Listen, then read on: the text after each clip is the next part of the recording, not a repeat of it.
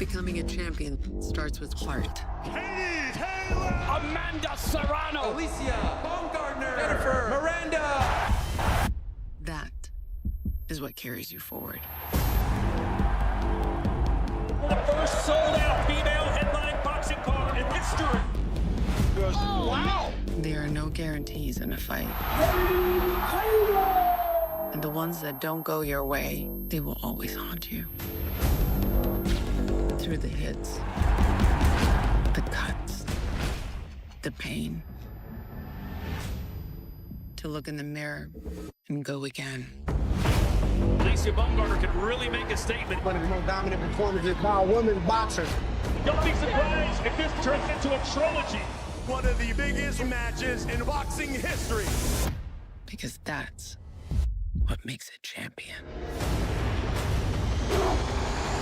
Baumgardner versus Miranda. Taylor versus Serrano. Friday, July 11th.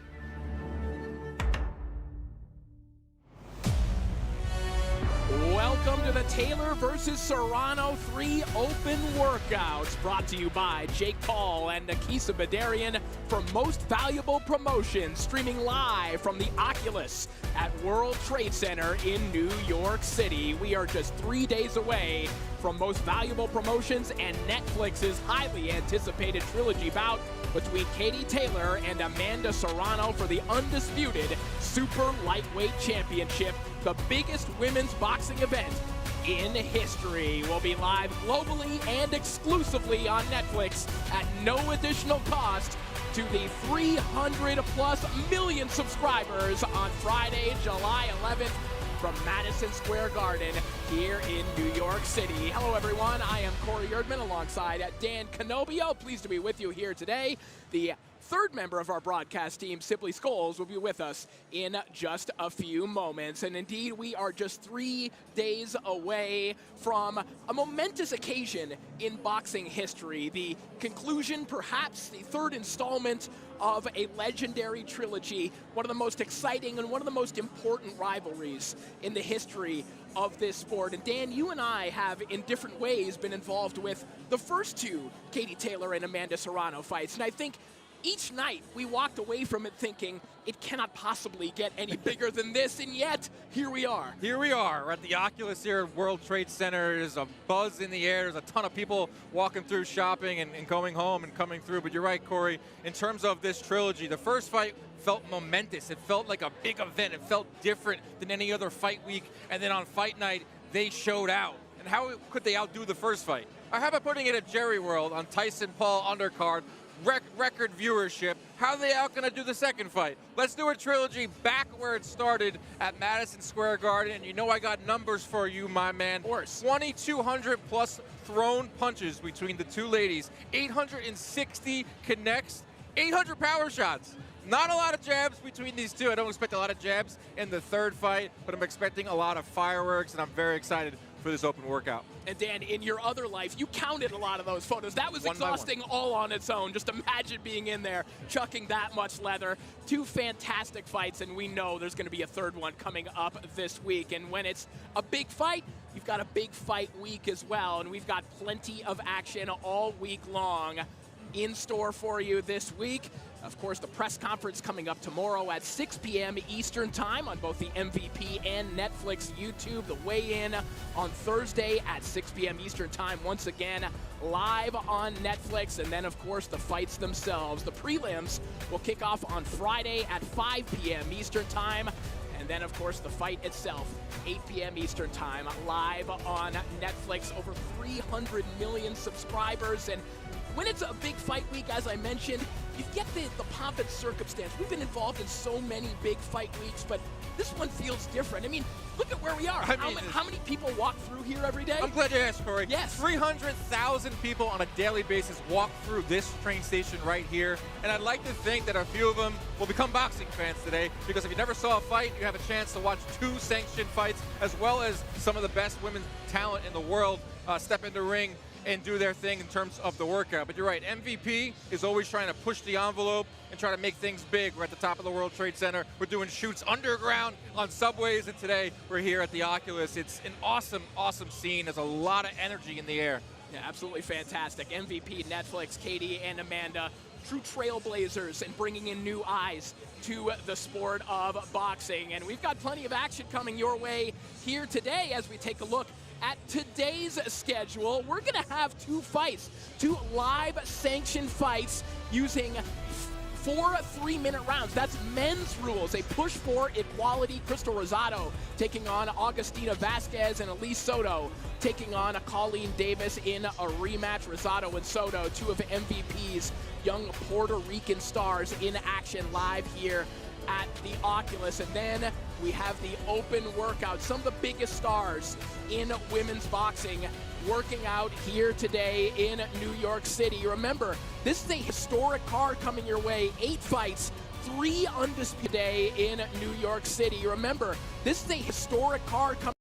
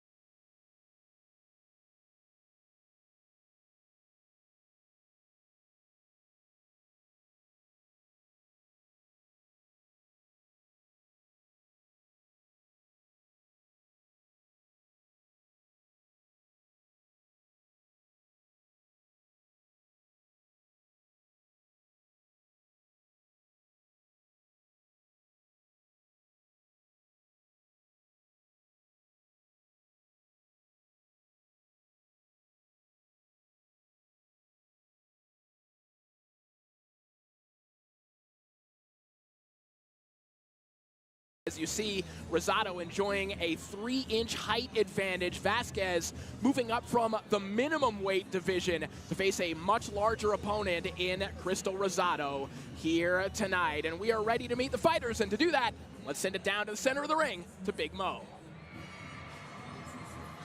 Good evening, ladies and gentlemen, and welcome to our viewers joining us around the world on Netflix's YouTube channel and Most Valuable Promotions.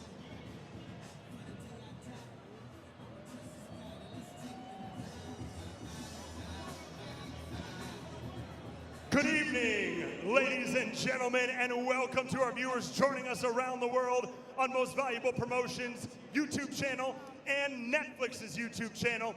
And welcome to the Oculus at the World Trade Center here in New York City. We are building to the biggest night in the history of women's boxing. This Friday, the Trilogy, Katie Taylor versus Amanda Serrano for the undisputed super lightweight championship of the world, and it is live around the world on Netflix.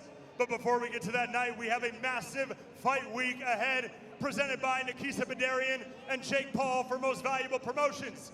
Today is the open workout, where we'll be bringing in a lot of the fighters that are competing on Friday night to have an open workout for all of you that have joined us here live and to pose and face off before they enter the ring Friday night. And a special attraction for those of you joining us today, we have 2 live sanctioned bouts that we are going to begin with first. This bout is scheduled for 4 3-minute rounds in the Bantamweight division. Introducing first to the ring, please welcome fighting out of the red corner, Agustina Vasquez.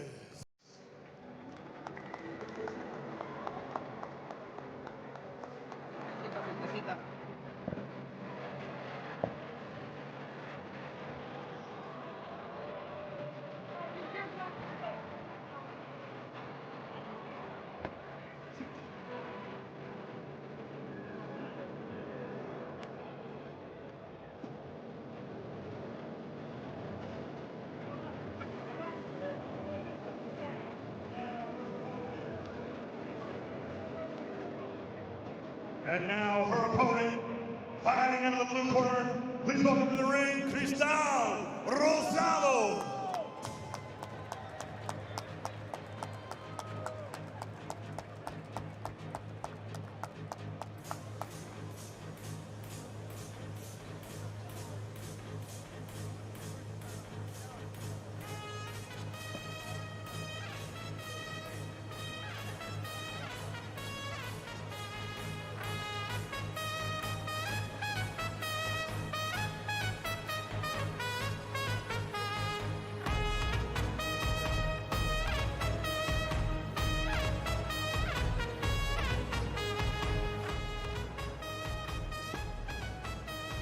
And now, ladies and gentlemen, this opening contest for our open workouts is scheduled for 4 3-minute rounds in the Bantamweight division.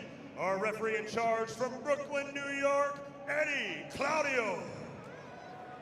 2 warriors, 1 fight. Who wants it more? Let's meet the fighters. First, fighting out of the red corner, wearing the tan trunks with pink trim. She stands 5 feet tall. She weighed in at 114.4 pounds. She holds a professional record of 4 victories, opposite 3 defeats, and 2 draws. Fighting out of Buenos Aires, Argentina, by way of West Hills, California, introducing Agustina Princesa Vasquez.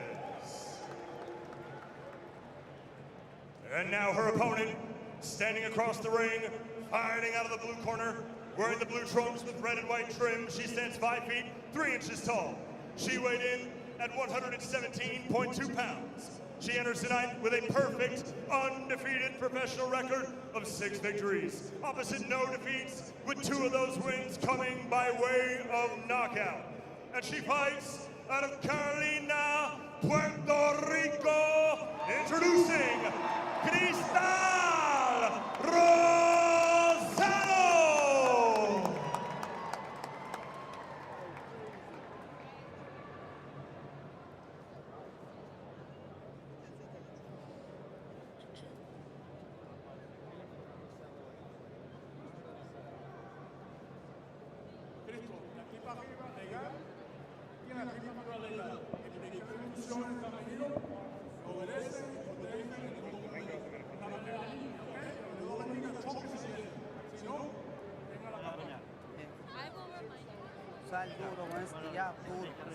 We are set to go with our first of 2 contests of the night. Krystal Rosado taking on Agustina Vasquez. Rosado, a protege of Amanda Serrano, managed by Amanda Serrano and already ranked number 5 by the WBA at super flyweight.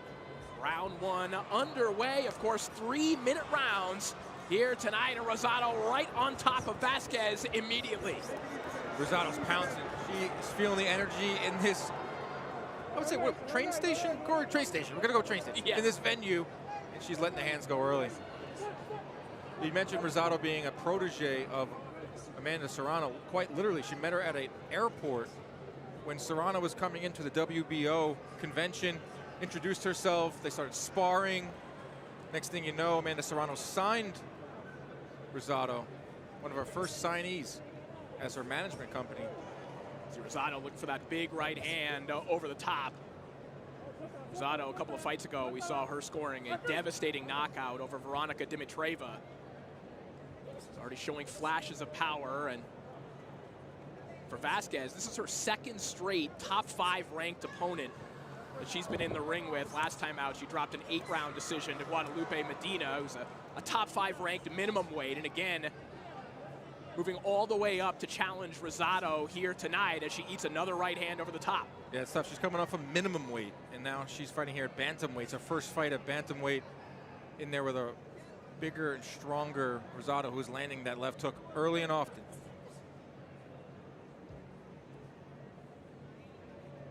And we mentioned that there are 3-minute rounds here, equal timing to men here. And really, Dan, that has been part of this greater mission undertaken by Katie Taylor and Amanda Serrano, was for this to be a possibility. In particular, Amanda Serrano, a very vocal advocate for there being 3-minute rounds for women, as her protege, Krystal Rosado, rips a nice uppercut to the body, make it a second one, a nice left hook downstairs. Yeah, Serrano leads by example. She's been pushing for the 3-minute round. She's actually fought a few 3-minute round title fights. And Rosado has also fought a few 3-minute round fights. And we've seen a bunch on the most valuable prospect cards. So it's something that MVP is real steadfast about, and it's led by Amanda Serrano. Yeah, and I don't think it'll be long, Dan, before that isn't the outlier anymore, before it is simply the norm. And you can see even in this first round a much different pacing than maybe we're used to seeing, but this is the type of power that we've become accustomed to with Krystal Rosado. Hard right hand, snaps the head back of Vasquez. That final minute's the big difference, where women fighters, they can set up their work.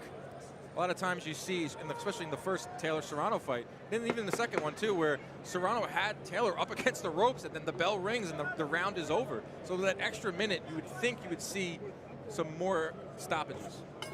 Closing moments here of round one as we head back to the stools. Very good opening round for Rosado. Out through, outlanded Vasquez. Big, heavy shots as well. Calmate, yo sé que estás bien y te sientes bien. Escúchame. De 2 a 3 golpes arriba, mete 1 o 2 abajo. No te quedes arriba. Pa, pa, pa, pa. ¿Está bien? Administra 2 arriba, 1 abajo, 2 abajo, arriba, sube con gancho. Cuando subas de meter la mano abajo, tienes que tener esta mano alta. Una pared ahí. Doy con esta y una pared ahí. ¡Bum! Y subo para arriba. ¿Está bien? Sigamos bien. Mira. Bueno, demostrarlo ahí. You really can't afford to have a feeling out round. I think Rosado took that into her own hands and came out blazing in the first minute of the first round. And then also ended the round strong. So that's the recipe to win a round on my unofficial scorecard. So round 2 underway, a fantastic start for Krystal Rosado here in our first of 2 contests of the day from the Oculus in New York City at the World Trade Center. This is actually crazy. I mean, we've been a part of some big events, you and I, Corey. They are thousands of people with their phones up here at this Oculus. It's an unreal venue. As people look up in the roof, looking down through, this is a great way to make fans of boxing. And a great way to potentially, you know, brighten the wattage of a budding star like Krystal Rosado. A lot of viewers getting a chance to see Rosado maybe for the first time here tonight. And part of that Amanda Serrano lineage, as we mentioned, as she looks for that left hook that we referenced. It can be a dangerous one. I like her jab too. She's starting everything off with that jab. That 1-2 can be super effective. Her jab is really good. And obviously the power shots we're all gonna see, they're flashy. She's got a nice jab going early. Vasquez trying to turn down the pace a little bit here in this round. He's had a chance to feel the power of Rosado. She's feeling it once again. You know, for Vasquez, Dan, you couldn't have asked for better sparring for Vasquez in preparation with this, working with Jessica Bopp, one of women's boxing's all-time greats. But again, that physical stature, it's a lot to overcome, and it's a lot to get used to in just 4 rounds. Yeah, it's tough. I mean, you can just see the size difference. She's given up height, she's given up reach, she's given up power. She's given up pretty much every attribute, but she's tough. She's standing in there tough. Vasquez missing with that right hand, gets countered immediately there by Rosado with the left hook.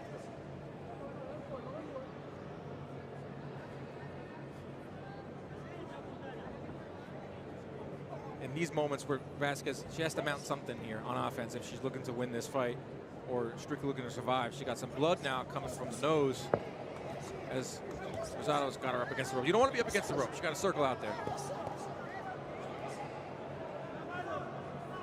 Blood gushing from the nose of Vasquez at this point.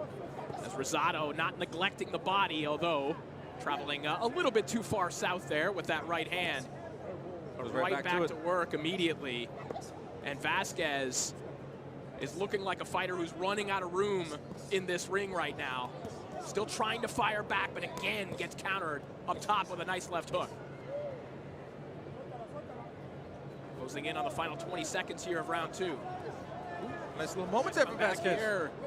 Vasquez letting her hands go. Taking part in just her second bantamweight fight. Fought to a draw with Sierra Navarro back in 2023. This is an even bigger step up and a valiant effort from Vasquez in the closing moments of the round. I'll tell you what, the last minute of that round, Vasquez showed me something there. I thought she ultimately lost the round because the first 2 minutes were controlled by Rosado, but we're seeing some fight from Vasquez. It's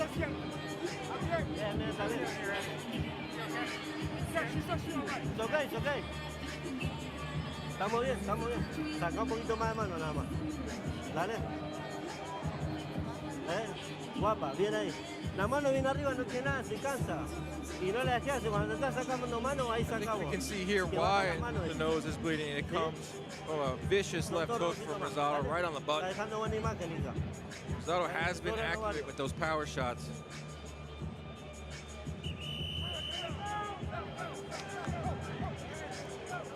Take a look at the crowd gathering here. Again, over 300,000 people travel through here on a daily basis. Who told you that? We've got a statistician on board here tonight. I did Google that. I was curious. Round 3 underway. Krystal Rosado and Agustina Vasquez setting the table for the Taylor Serrano 3 open workouts. An excellent start to this contest for Krystal Rosado. Signs of life for Agustina Vasquez at the end of that round. Again, a Herculean task here, climbing up in weight, but you know, Vasquez has talked about the fact she's always had natural power. She didn't have that many amateur fights, Dan, but in that handful of fights, she had 25 knockouts as an amateur. Yeah, it's pretty impressive right there, and Rosado's a knockout puncher herself, but she's gonna have to step it up. You know, it's only 4 rounds. It's really hard to win a 4-round fight because you don't have the luxury of adding on those extra rounds after. But she ended that last round pretty strong, and Rosado is keeping her at bay with the jab smartly. Yeah, a little bit more movement here from Rosado here in round 3. Couple pot shot right hands breaking through.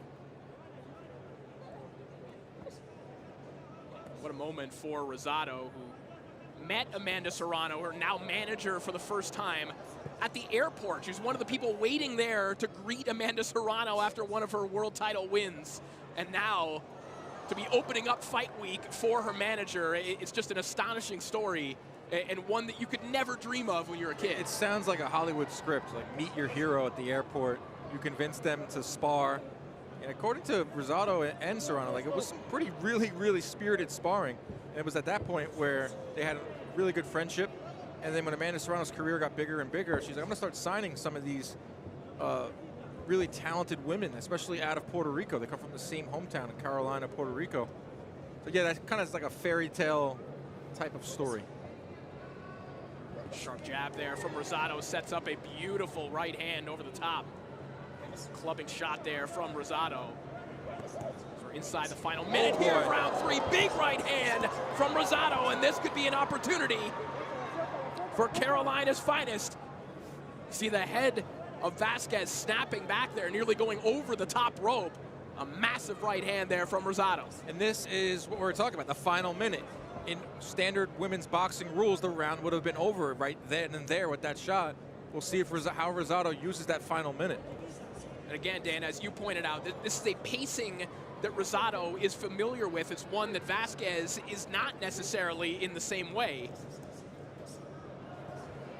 Another right hand breaks through there from Rosado, and this is the danger zone, as you pointed out, for Vasquez.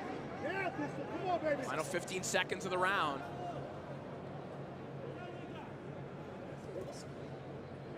So seconds tick away in round 3. 1 to go here in our opener. Any momentum that Vasquez had heading into that early round got stopped, quelled by Krystal Rosado. Started with a quick jab at first and then finished the round with some heavy, heavy artillery. Really good round from Rosado. He looks very sharp. Vamos a ponerle ahora, la pelea está gana, sin correr mucho riesgo, pero ponle presión con las manos arriba, no la descuide. Si llega la soga, lo mismo que te dije ahorita, 3, 4 golpes, 1. What I really like from Rosado, it's a two-handed attack tonight. It's not just, I'm going to sit on my right hand. She's throwing lefts and rights, making it extremely tough for Vasquez to think about what's coming next. More of that work, too. That was the big punch of the fight so far. A right hand that found the mark.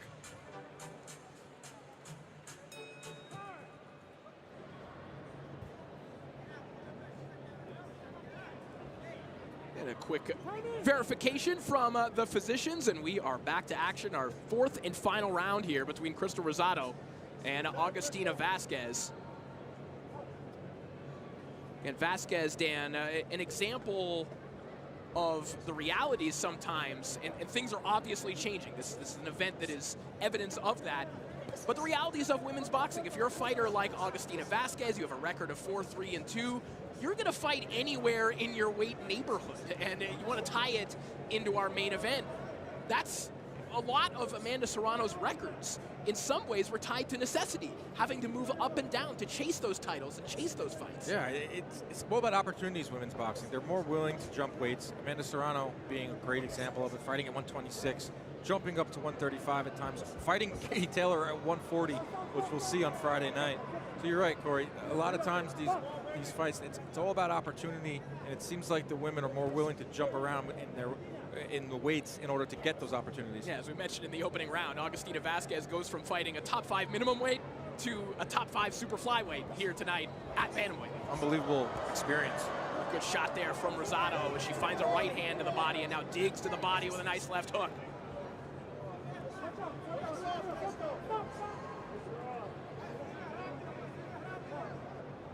Vasquez warned for holding there, and again, that's just the physical power, the stature of Rosado, just overwhelming Vasquez, putting her in positions, Dan, where she's forced to hold like that.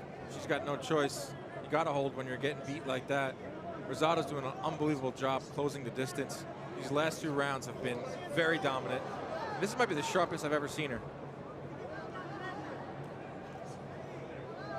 Another big right hand a couple of moments ago as we're closing in on the final minute of the contest. Credit to Agustina Vasquez, who has been willing to stand there in the phone booth for large portions of this contest.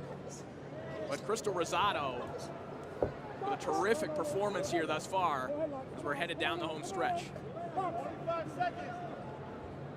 Might not get the stoppage that she's looking for. If it was maybe 6-rounder, she might be able to get that stoppage. But nonetheless, some really, really good performance, dominant performance by Krystal Rosado. 30 seconds here of round 4. Rosado, nice lead uppercut. The right hand comes over the top. Another sharp right hand right down the middle there.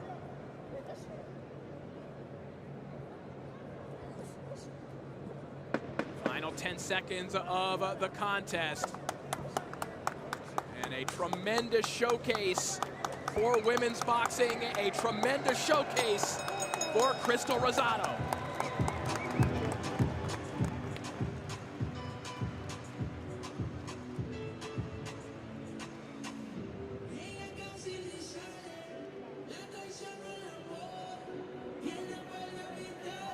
The 22-year-old Krystal Rosado dominant in our opening contest. The first fighter signed by Amanda Serrano, and as we take a look back at the highlights, we can see why. Yeah, devastating 1-2 all night, all 4 of those rounds. Really precise with those power shots, short, crisp shots, no looping shots in there. Was able to get that jab going early. But when you're in 4-rounder fight and you have the skill advantage and you have the size advantage, you can start letting those bombs go. And Rosado did that early and often. I've called a lot of her fights. She's getting better and better every time she steps into the ring. And I feel like this is an evening that she'll never forget at a venue like this.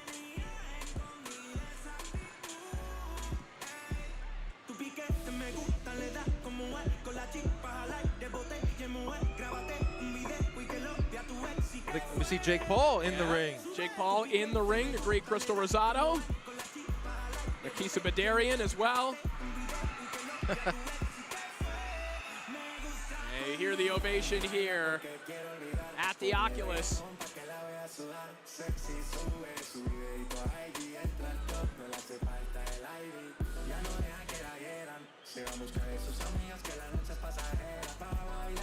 All right, looks like we are ready to make this one official. Let's send it back down to the center of the ring to Big Mo. Ladies and gentlemen, after 4 full rounds, we go to the judges' scorecards at ringside. All 3 judges see the contest 40-36, declaring your winner by unanimous decision and still undefeated, Krystal Rosado.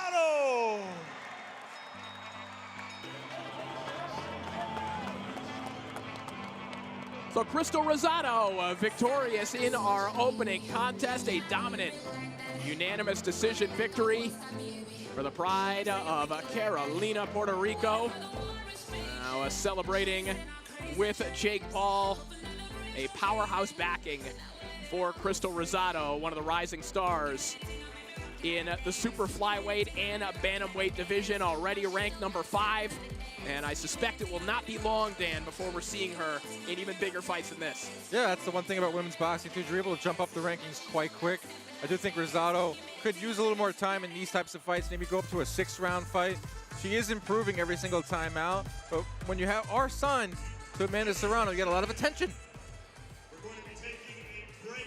We'll be right back with the workouts as we continue. Please go about your day. We are going to be taking a break. Thank you very much.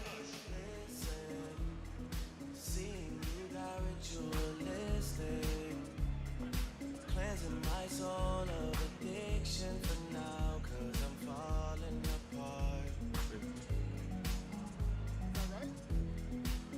Yeah, tension between us just like big fences. You got issues that I won't mention for now. All right, so our first fight in the books here at the Oculus at the World Trade Center in New York City. Krystal Rosado victorious in our opening contest. And again, to make a through line here between what we're going to see, of course, on Friday live on Netflix to what we're seeing here tonight, this is about the ongoing development of women's boxing and really the normalization of it being on the big stage. And what a moment for a fighter like Krystal Rosado to be fighting in front of, I mean, again, as you pointed out, there's people literally in the rafters here watching your fight here tonight. It's a situation that was nearly unthinkable, what, 5-6 years ago? I think almost a year ago even. Sure. I mean, this is something special. You're absolutely right. It was unthinkable for a time, but what we've seen with most valuable promotions, they are very, very committed to women's boxing. There was a void. I think 2022 was a banner year for women's boxing. The Clarissa Shields versus Savannah Marshall. We saw Alicia Baumgardner and Michaela Mayer. It was almost, they were carrying the torch for boxing as a whole. Then we saw a little bit of a lull in women's boxing. And then MVP figured out, and in partnership with Netflix, you know, there is a market here, and there are some extremely talented fighters that we can put on these cards. And shout out to Netflix for understanding that and recognizing it and ultimately broadcasting the fight on Friday night. But, you know, 17 world titles are going to be on the line on Friday night. Undisputed fights up and down the list. You have former world champions fighting on undercards and prelims, and it's hard to fathom all that's going on. But yeah, Corey, it's a great time for women's boxing. It got a shot in the arm here in the United States, very much needed too. Yeah, you mentioned, of course, the 17 total world title fights, or excuse me, total world titles that are on the line here. And, you know, we're categorizing this in terms of women's boxing. In terms of boxing, take gender out of the equation. 17 world titles being on the line. That is a Guinness World Record. If we're talking about stacked cards, generally, you've got to put this up there with almost anything that we've seen. Oh, absolutely. Male or female, and I think boxing is in a great spot right now where we're getting a lot of stacked cards male and female ranks, but this is a big one, man. I mean, this is like pretty much any woman fighter that has won a title, holds a title, wants to hold a title, has challenged for a title, will be on that card Friday night at Madison Square Garden. To it at MSG, man. No, that's the most storied. I'm a little biased. I'm a New Yorker, and I'm a Knicks fan. I believe that is the world's most famous arena, and that's a great home for that card on Friday night. Well, and I'm just thinking of what that atmosphere is going to be like, because I remember very vividly, I can place myself in MSG when Katie and Amanda fought for the first time. The sound, the roar in that building, and the fact that the roar sounded a little bit different. You heard the roar of women's voices in the crowd. You heard it was an entirely different energy that night. I'm imagining it just multiplying come Friday Night Live on Netflix. Well, they're saying this is the conclusion. I mean, it's going to have that finality to it. But going back to that first fight at Madison Square Garden, you used the word different. It felt different all week long. It felt like a celebration because, hey, look at this. Women boxers can headline a fight. Women boxers can sell out 20,000 people at Madison Square Garden. And on top of it, we could put on a show. I mean, that was up there with Fight of the Year, male or female, that first fight. And, you know, if you're in boxing long enough, you can get a little jaded at times because it's a really tough business and it's tough out there. But that fight week felt different. It felt pure. I'm trying not to be super corny here, but it felt different and it felt pure. It felt awesome. It did, yeah. Well, I mean, listen, we've got more awesome fights coming your way, a whole card of them on Friday night. Of course, you can get your tickets at Ticketmaster.com if you want to be there in person. If not, well, you can watch from anywhere live on Netflix. And let's talk about that main event then, because we've seen so much of Katie Taylor and Amanda Serrano in the ring with one another, but they've seen each other. You think they're tired of each other? And talking them throughout the week, they both kind of say, I don't expect anything different. Now, that's good news because of what we've seen in the past, but are you expecting anything different in the ring come Friday night? I don't think so. I think you put these two women in the ring for 100 rounds, they will all look pretty much the same. Amanda's going to push the pace and throw a lot of punches, and Katie Taylor is not going to throw as half as many punches, but her shots tend to be a little bit harder. It's two different styles. Styles make fights in boxing. I do not think we're going to see anything different. If anything, we're going to see a continuation of the first 20 rounds on Friday night.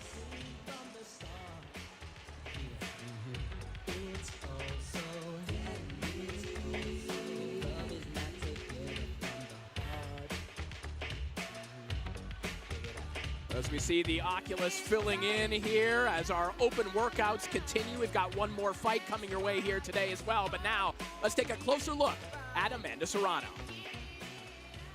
And we take a look at the graphic here. Of course, Serrano, maybe the most decorated women's boxer. I mean, we can try and separate hairs here in terms of who is the most decorated. In terms of weight classes, Amanda Serrano, an absolute trailblazer, 17-3 in championship bouts, the first undisputed champion from Puerto Rico, and 7 titles in different weight classes.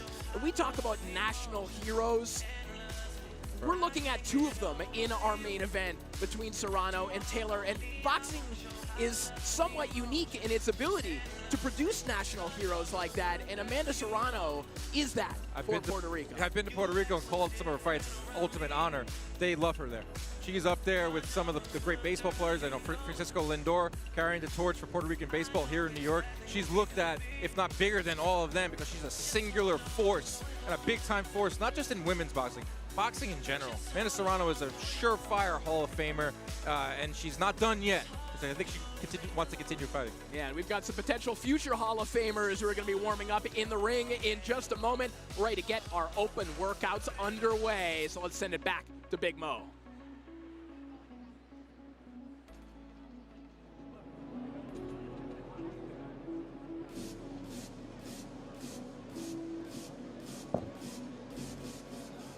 Ladies and gentlemen, we continue with the open workouts for Friday night's massive show, Taylor versus Serrano 3 on Netflix. And now we return to the open workouts. It is my pleasure to introduce the first fighter joining us today. She's competing Friday night. She is undefeated as a professional with 2 victories opposite no defeats. Fighting out of Shawinigan, Quebec, Canada. Ladies and gentlemen, please welcome Tamm Thibeault.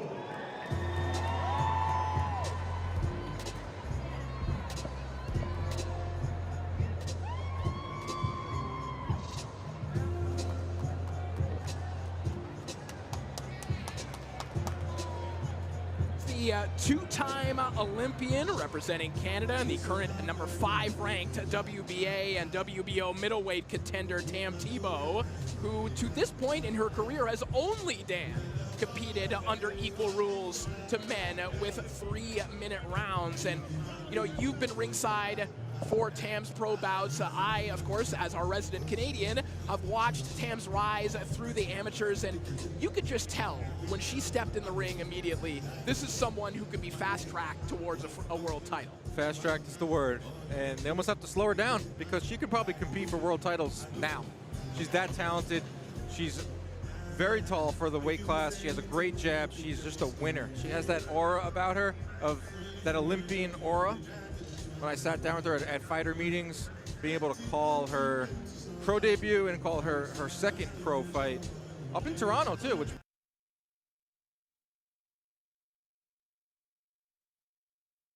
very good. Corey can't hear me, but thumbs up from Corey. Yeah, so Tamm Thibeault is a fast rising star, signed by MVP, has sustainable skills as the southpaw there, with a great jab and precise power shots. Tall, physically gifted southpaw, and Dan, you mentioned Thibeault looks like someone who's ready to challenge for a world title right now. Well, she's going to be taking on Mary Casamassa on Friday night, who's ranked number 1 in all 4 of the major sanctioning bodies. So Casamassa is basically the final boss before you could fight for a world title. Thibeault could this quickly in her pro career announce that she's ready for that title fight. I think that's the biggest difference, or one of the differences between male and female boxing, is that you can skyrocket right through.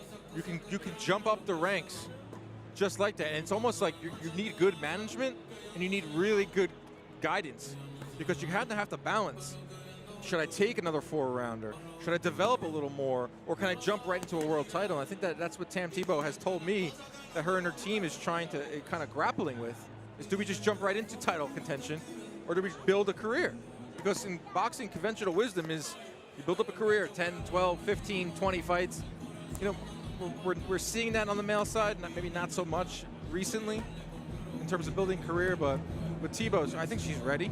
It's just pretty much up to her. Yeah, and I don't get the sense that she's looking to waste too much time. I mean, there was a time, and Tamm Thibeault is a multi-talented human being, pursuing her master's degree, multilingual. There was a time when she was in the amateurs where she wasn't sure if she even wanted to turn pro. Now, part of that is because at that point, the opportunities that are available now were not there for her. But I don't get the sense that Thibeault is looking to waste her time in meaningless fights. She wants to hop right into the deep end. Oh yeah, she signed to the right company here with Most Valuable Promotions. They're going to fast track her and put her on cards like this, make sure she's on the Madison Square Garden cards, make sure she potentially could jump on a Jake Paul undercard, which gets a ton of eyeballs as well. Did you get to hear about her Excel spreadsheet, Corey?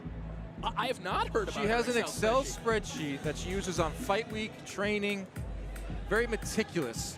When she brought it up, her whole team started laughing at it. She takes her career into her own hands, and it's quite impressive. It's extremely studious of Thibeault, right? As we mentioned, pursuing a master's degree in urban planning and now training at Sheffield's Steel City Gym. Really diversifying her boxing education as well. You heard Big Mo tell you from Shawinigan, Quebec. And Dan, as we know, the province of Quebec in Canada really is Canada's hotbed of boxing. And when you look at the big stars that have come out of Canada over the last 20 years, really, primarily they have come from the province of Quebec. And I think in particular, when you think of women's stars, Sarah Bailey maybe being one of the exceptions, MVP's own, but you think of the other world champions of late that have come from Canada on the women's side of things. You're thinking of Marie Evdeker, you're thinking of Kim Flavelle, many, many more. Tamm Thibeault, potentially the next one. Oh, she's next for sure, man. talked about that aura she has. When she came into the first fighter meeting, I was like, okay, I see it. Like a winner's mentality.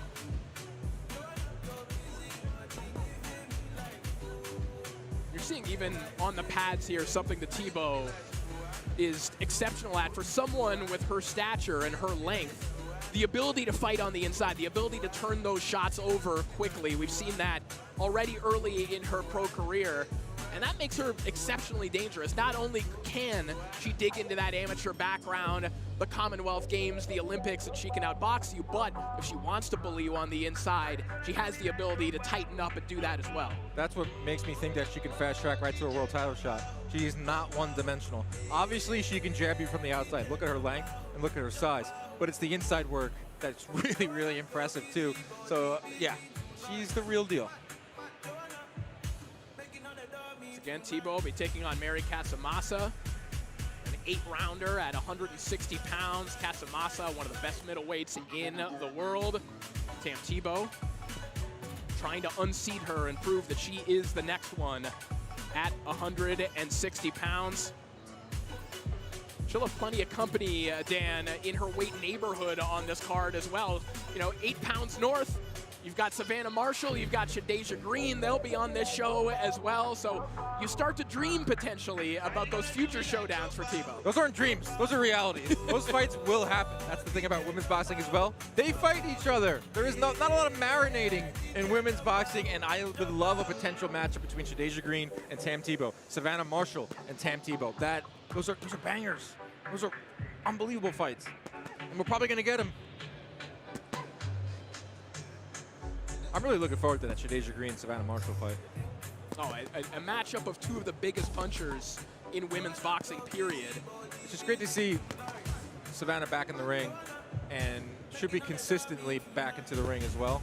She's a big star in women's boxing. Jadeia Green as well, too. MVP's first woman signee. World titleist herself. Tam showing off that jab now. Yeah, wrapping things up here. She's breaking a sweat. There's a lot of times during these fighter workouts. Yeah, she was ready to do more. Yeah, she was. I've been to so many of these workouts where the fighters don't even break a sweat. It is humid here in New York City, but Tamm Thibeault putting in genuine effort there on the pads. And we're gonna hear from Tam in just a few moments. Get some bonus rounds in here at the Oculus in New York City. A long way from Shawinigan, but this is the stage that Tamm Thibeault belongs upon.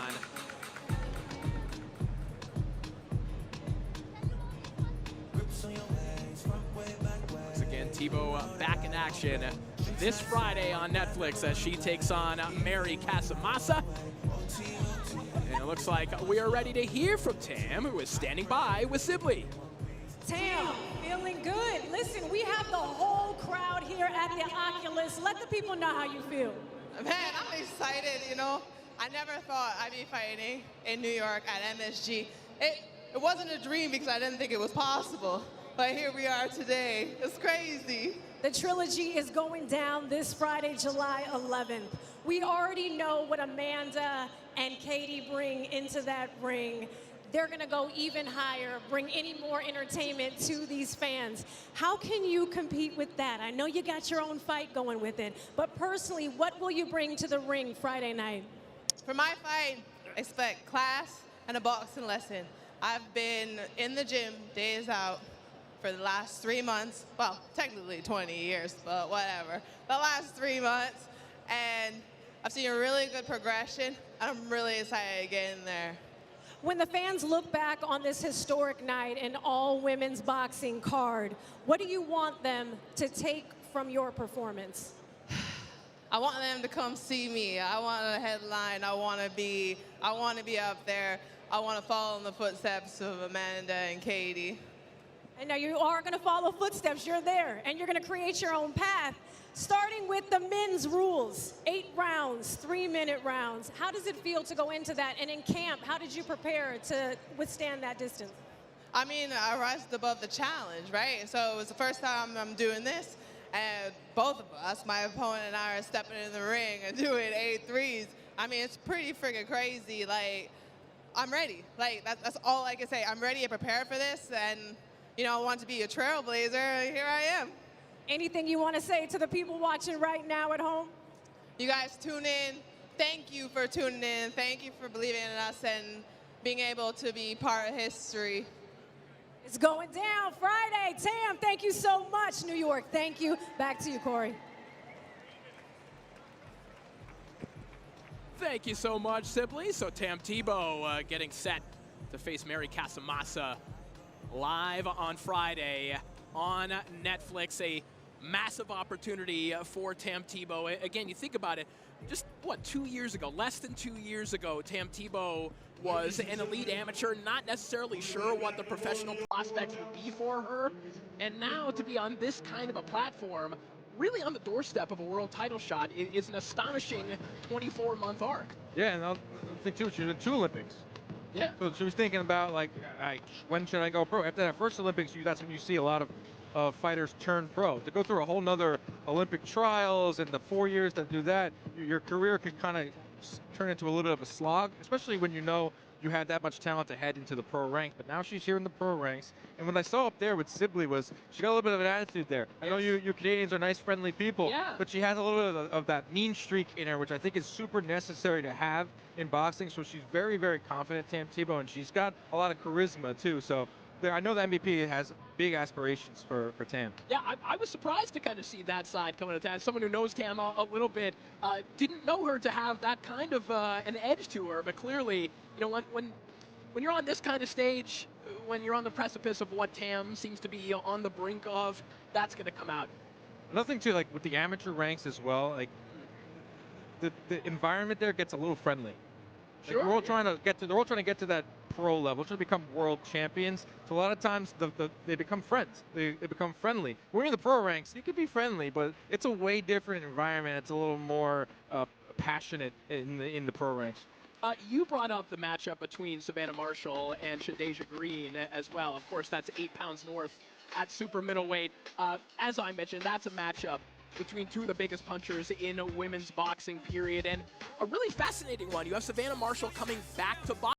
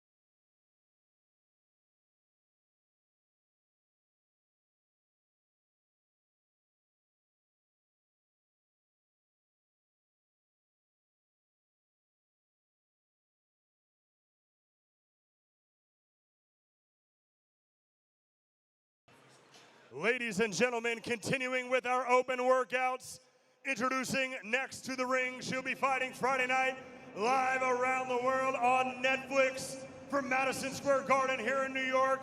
But she comes to us from London, England by way of Mogadishu, Somalia, holding a professional record of 9 victories versus 2 defeats. Ladies and gentlemen, please welcome Ramla Ali.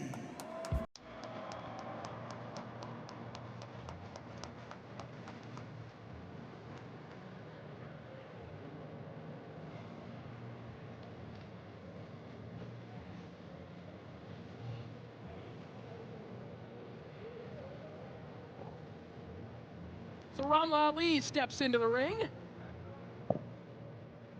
Getting set for her fight this Friday. And Ramla Ali, Dan, as we know, really one of the best stories maybe that boxing has ever produced. An activist, a high fashion model, and a world title caliber fighter.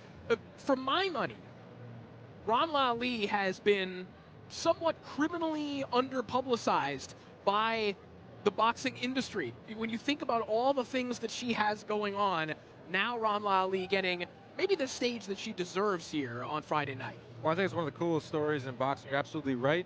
And just to show how much she's got it going on, Donatella Versace designed her fight kit for this upcoming fight, personally.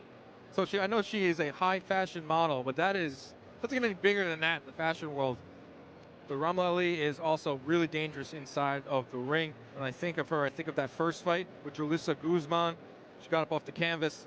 Tough knockout loss, but got back in there and avenged the defeat. And has picked up a few wins there too. She's in there with John Ryder. I know you look familiar. The trainer, John Ryder. Ali, of course, been to the ring with Yanalev Mercado. World title opportunity. We'll see Mercado on this event as well. And this feels like a fresh start for Ali, a new promotional deal, a new platform, as we mentioned. Yeah, we're seeing a lot of, that's going to be a common theme too, is like a lot of careers that were kind of stalled out because of lack of opportunities. Hopefully we see them re-energized. We see Ramla Ali on a consistent basis. We see Savannah Marshall on a consistent basis. That's what we need.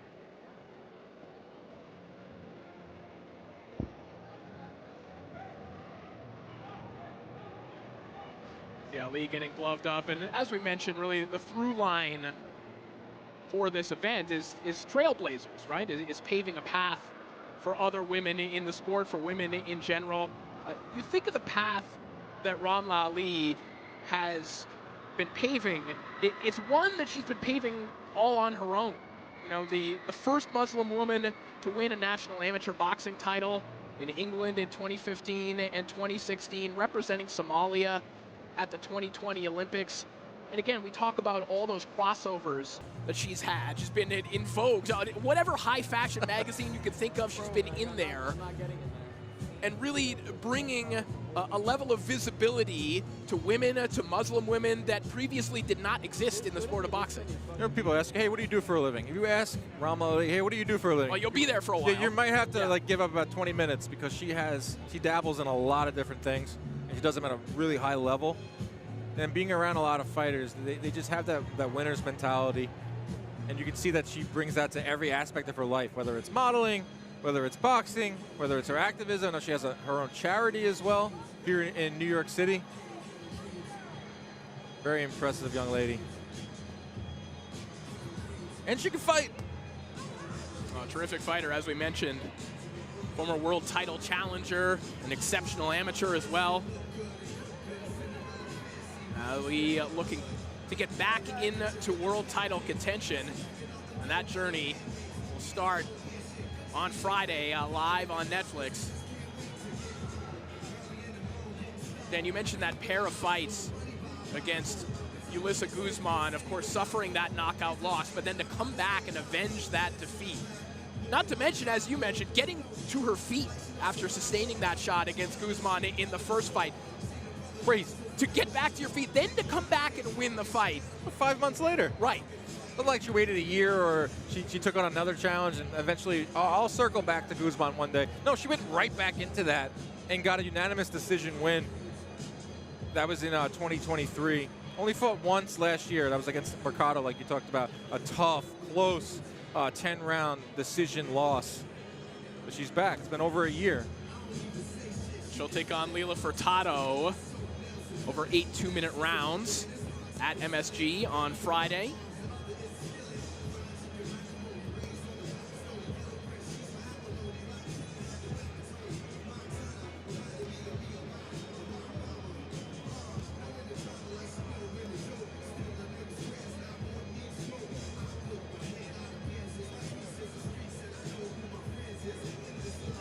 see some of those quick combinations from Ali from close quarters. And that's a part of her game that she's gradually been developing during her journey in the pros, especially in the early stages of her pro career, Dan. She was talking about the fact that, listen, it was somewhat simple for her in the early stages against a certain level of opponents to just win fights from the outside, but that education has had to continue. And as we've seen, Ali is no stranger to fighting to the inside and is certainly not afraid to get in there and mix it up. We're both baseball fans here. It reminds me of pitching. You can get away with throwing a 95-mile-an-hour fastball when you're coming up the ranks, maybe in single A, double A. But as you get to the pros, you got to develop secondary pitches. You got to develop a curveball. You got to develop a changeup. And boxing's a similar thing. You can fight from the outside early on in your career, maybe pick off a few opponents. But what's your plan B? What's your plan C? Are you going to develop an inside game? In order to get to the top, get to the pinnacle, where Ali wants to get, you have to have secondary offensive repertoire. And for Ali, it's fighting on the inside. You've got to have multiple ways to win a fight. You've got to have multiple ways to strike someone out. Well, hey, if you're looking to become a more rugged inside fighter, John Ryder, not a bad man to learn from. Oh, man. Hey, I know he fought Canelo. He looks like Canelo Alvarez. Like, they could be doppelgangers. You think John Ryder looks like Canelo? Yes, they have the same build. Like if Canelo were to dye his hair. Yes, okay. Canelo wasn't cinnamon. Right. If you were pepper rather than cinnamon is what. Was that? If you were pepper rather than cinnamon. He's Canelo, he is cinnamon. John Ryder had an awesome career himself. Ramla Ali wrapping things up here. We got Sibley entering the ring. That's when you know it's time to wrap up. Here comes Sibley. And this scene is wild, man. There are so many people walking through here on their way home from work, on their way to work, just hanging out in New York City. And they're probably like, what's going on? Why is there a ring in the middle of this subway station? Yeah, just a reminder, it's not just open workouts that we have for you here today. Another fight. We've got another live fight coming your way. Elise Soto, Colleen Davis in action a little bit later on here tonight. All right, Ramla Ali all wrapped up, and we are ready to hear from her. Let's send it down to Sibley. Thanks, guys. We're just over here chatting. I didn't want to get in between those gloves. You're handling business here in the ring. Listen, this is the intro right now. Ramla Ali, you are an amazing boxer, but outside the ring, an activist. You have so many things that you're a part of. High fashion model. Oh, we got people shouting your name. And you're a woman, a young woman of many firsts, but now we can add history maker to that resume. How does it feel? This is a great first to add to the list of other firsts that I've accomplished. I can actually hear myself echo, it's weird. But yeah, honestly, I'm so humbled, I'm so honored. Am I throwing I'm to it? so excited to be competing this Friday on the history-making, biggest female show of all time. This one is for the legacy books, I must admit. Absolutely. When you step into that ring Friday, and any time that you put these gloves on, who are you fighting for? Not a lot of fighters say they fight for themselves, they fight for their family, where they're from. Specifically for you, who is that? For me, I fight for all the little girls that feel like they can't dream beyond what's in front of them. I want to show them that if I can come from a similar background to you and I've made it on this big stage, you can do it too. There you go. You can clap, audience. It's okay. Yes, you are representing, you're holding it down in your heart, knowing what goes into this training camp every single day that you get ready to step into that ring. Are you mentally, where are you thinking about Friday? Are you nervous? Are you excited? Are you hyped up? Or is there a calm zen that's taken over you? I used to get like super nervous before, but this fight is a bit different. I've got my whole family here. My brother, who's my physio, my sister, she's the biggest mouth that you'll ever see, and her daughter's here as well.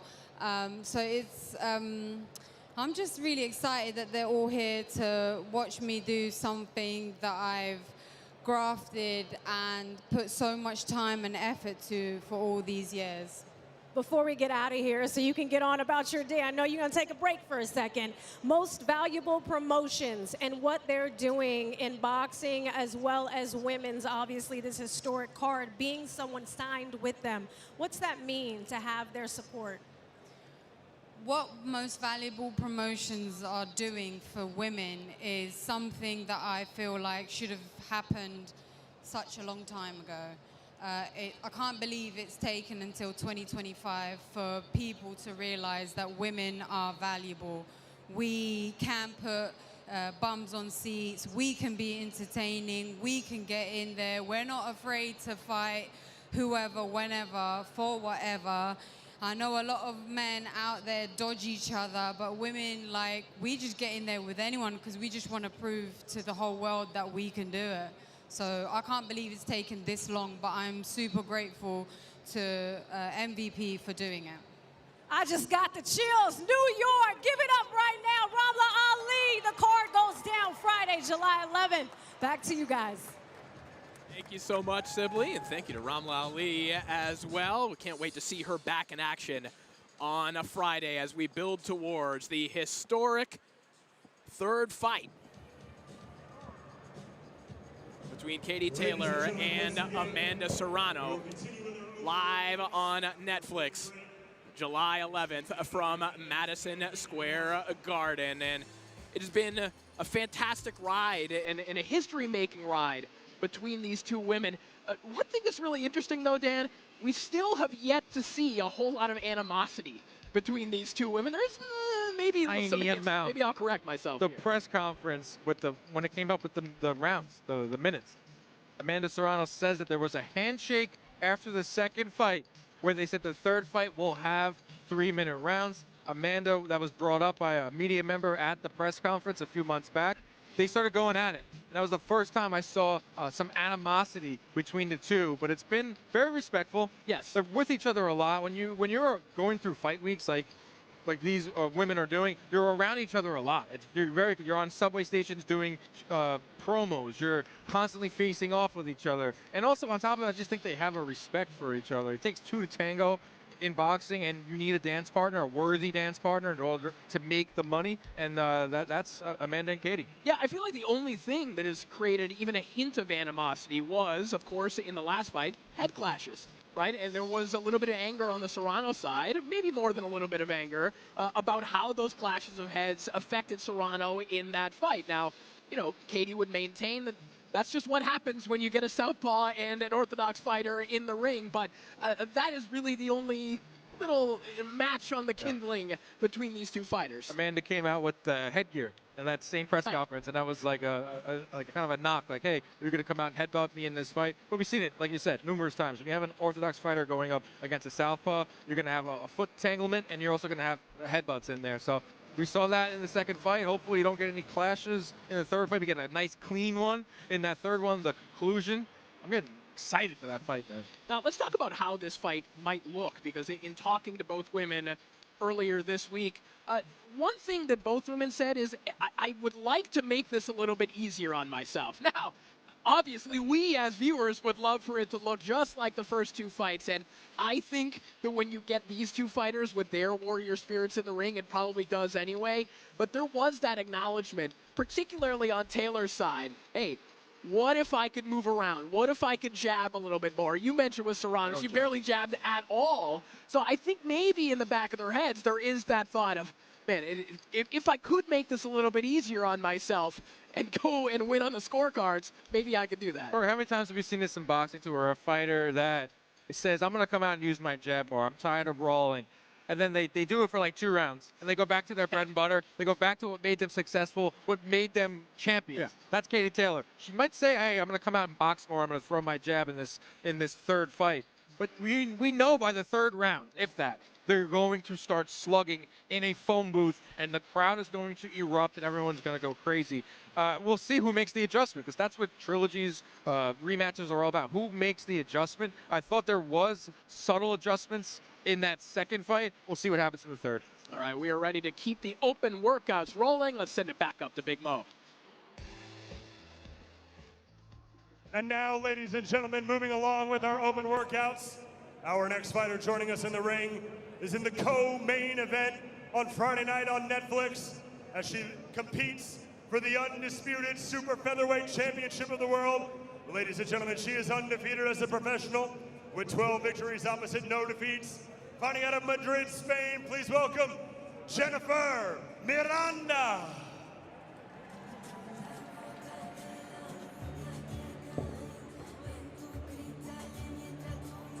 So the undefeated WBA interim world champion, Jennifer Miranda of Spain, getting set for her open workout. Record of 12-0, and of course she'll be taking on the undisputed super featherweight champion, Alicia the Baumgardner.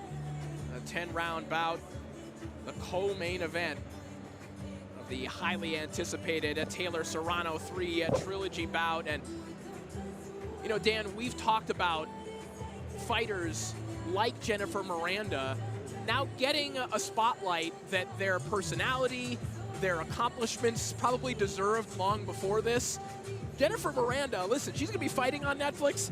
This isn't her first time on Netflix. She played Arteche in Netflix's global smash hit Money Heist. So this is a woman who's a world champion boxer, an established performer on screen as well. And I think there are a lot of people who, if you're not a hardcore boxing fan, you're not a women's boxing fan, might be getting introduced to Jennifer Miranda for the first time. And if this were a male boxer, she would have been in the spotlight long before this. Oh yeah, as an actor appearing on Netflix, and when they told her, hey, you're gonna be fighting on Netflix, she's probably like, oh, I've been there, I've done that already. I was on a hit show.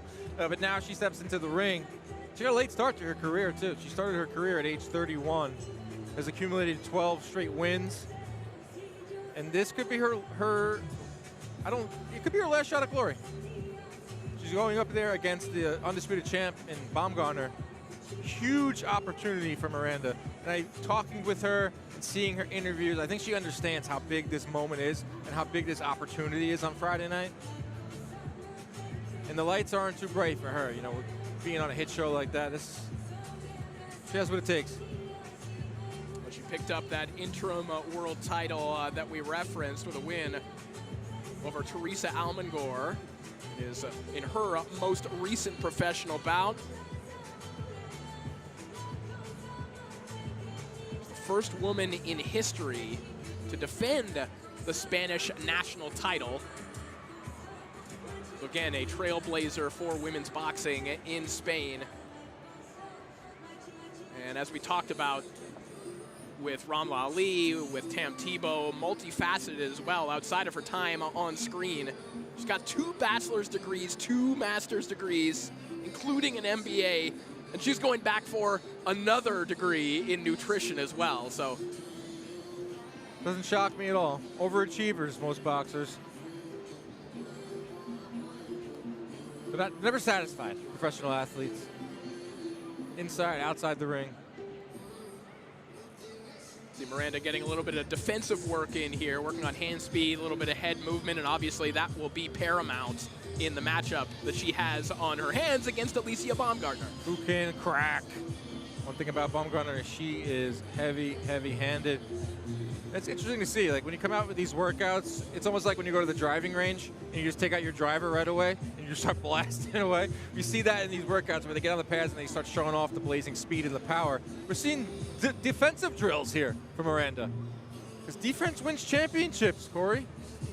It looks like we're going to transition. We're going to work on a little offense here now as well as the pads are coming out. Taking out the 5-iron, drivers coming out. And again, every second of fight week for these fighters, there's a little bit of strategy that goes into it, isn't there? There are a lot of fighters that go into these open workouts and don't want to give anything away. True. You know, you don't want anyone watching this and saying, that she moves her head at that point, takes something in for the game plan come Friday night, but we've seen some fighters work up a sweat already. Yeah, she's building up a little bit of sweat there. Let her hands go here, and she's going to have to do that with Baumgardner. You got to almost fight fire with fire. Be able to stand and trade, be able to withhold and eat the power of Baumgardner. Jennifer Jennifer Miranda, a multidisciplinary fighter as well, very accomplished kickboxer. Also her first fight outside of Spain. She was here for the press conference 2 months ago. That's got to be a big thing too. You know, you fight your first 12 fights in your home country. You can have home cooking. You just have all the luxuries of being home. Now you're flying across the world. You're in New York City. You're here at the Oculus. You're going to head over to Madison Square Garden. Those are things that not a lot of fans think about too, like the human side of it. All the mental hurdles you have to cross.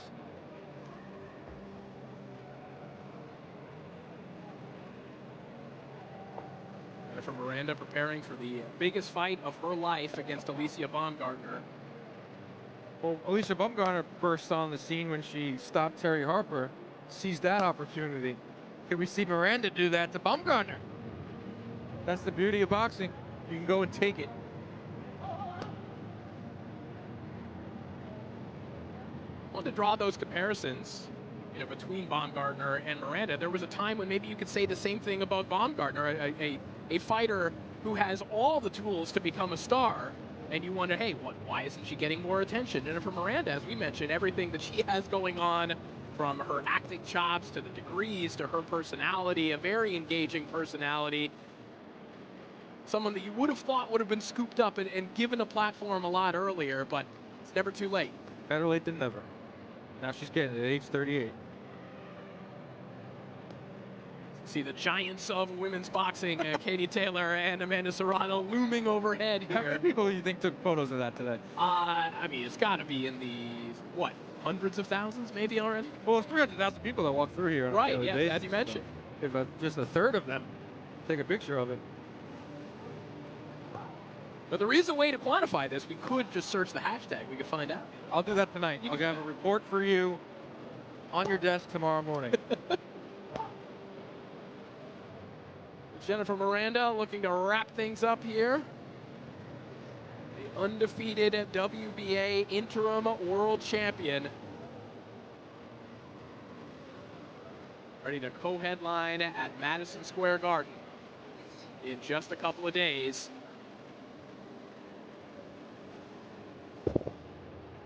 And we will hear from Jennifer in just a few moments. Nice ovation for one of Spain's finest, who is now standing by with Sibley. How you feel? Very happy, very happy. Okay, you're gonna help us out today with the translation because Sibley still has not learned enough Spanish. Okay, we're gonna get on that. Regular. English is regular. Listen, going into this fight, I just want to get straight into it. 12-0, undefeated, looking sharp right now in the open workouts. Is there more pressure, or is this business as usual going into Friday night? Es cero presión. Lo estoy disfrutando. Lo importante de la vida es disfrutar el camino. Me lo tengo marcado en tinta porque las cosas pasan muy rápido y hay que disfrutarlo y es lo que estoy haciendo. Es una increíble oportunidad. There's no pressure at all. I just have to enjoy it, enjoy the moment, and enjoy life, enjoy the road, enjoy the path. And that's one of the things that I believe in, because things can change drastically very quickly. So you just have to take advantage of the opportunity, which is an incredible one. Yes, absolute opportunity on Friday night to continue to make history on this all-women's card. You obviously are ready. You're not new to this. Like we said, undefeated champ, holding it down. Going in, the mental, are you zen? Are you hyped? How do we feel once that ring moment hits? And who do you fight for? Pues mentalmente estoy más fuerte que nunca porque llevo toda una vida pasando barreras. Al final no te preparas para un evento así un día o 2 meses, sino que toda una vida llevo superando, igual que la gente en general, llevamos toda una vida superando barreras. Entonces, mentalmente he pasado por tantas cosas que me encuentro preparadísima. Y lo último que dijo era, ¿para quién? Bueno, para mi país, por supuesto, porque es una gran oportunidad para nosotros, para el boxeo de mi país y para toda la gente joven y toda la gente en general que sueña y lucha cada día por cambiar las cosas con un sueño. que es posible y quiero que todo esto sea para ellos, para que les dé fuerza a que si luchan, los sueños se hacen realidad. Well, you know, life is a battle. I've battled all my life for an event like this to come, and so we have it here. But yes, my entire life I've been overcoming obstacles, and you do it during your whole life. So mentally, I'm ready. I've overcome so many things already that I'm prepared for the moment. And then in the other aspect, for who is this fight? This fight is for my country. This fight is for Spain. It's a great opportunity for me, for my country, to exhibit my country, and for all the young people that are here, for all the young people in the world that have a goal, and also because you can make change. Change is in your hands. And all of this is possible, and it's for them. Absolutely. If there is a headline, let's say you get this win, that's what you're going in for on Friday to make you 13-0. What will the headlines be that night? Imagínate, si eso cuando ocurra, todo va a ser una bomba allí. O sea, el país entero va a disfrutar conmigo y será algo muy bonito, ¿no? En el deporte de mi país y de todo el mundo, porque al final será algo tan grande que una persona que viene de empezar a boxear tan tarde y que consiga su objetivo, eso es alguna historia muy bonita. Well, it's going to be a boom. It's going to be something great. You can imagine what that is in my country. It's going to be an explosion. You know, it's an explosion. It's going to be huge for my country. It's something that is something difficult to do, but for the country at the end, it's going to be a challenge. It'll be a challenge, but I think it's something that, you know, once you have an objective and you look for that objective and you are able to gain it, it's just an incredible feeling. Absolutely. Good luck in the ring on Friday night, and congratulations on being on this card, making history. Give it up, everyone. Jennifer Miranda. Back to you guys. And, of course, will be the final appetizer, if you will, before the main event between Katie Taylor and Amanda Serrano, a legendary rivalry. And let's hear from Katie Taylor talking about that rivalry, a clip from the Countdown Show.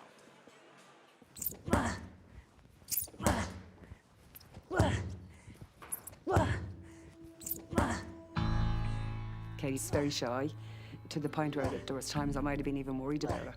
But she was involved in all kinds of sports, and that was where she came alive. She was always very competitive, didn't like losing anything. You know, if it was a game of cards, Katie didn't like losing, you know, it wasn't part of her DNA. She kind of had that tunnel vision, you know, that focus on whatever she was doing. She wanted to be the best at it. I opened a boxing club in 1995. I had no babysitter that night. I said, I'll bring her up to the club. So I looked over and she's in sparring with the lads. That was the first time. And I think she just fell in love with it then. The minute I walked into a boxing gym as a 9 or 10-year-old, I just fell in love. I even loved the smell of the boxing gym. That's how much I love being in there. I think very quickly her dad noticed that she just had a real aptitude for it. Boxing was really what, as she often says, is what took hold of her heart. And obviously there wasn't many female fighters. Every club you walked into, what's she doing here? There was an awful lot of barriers that needed to be broken down, and it was a tough journey.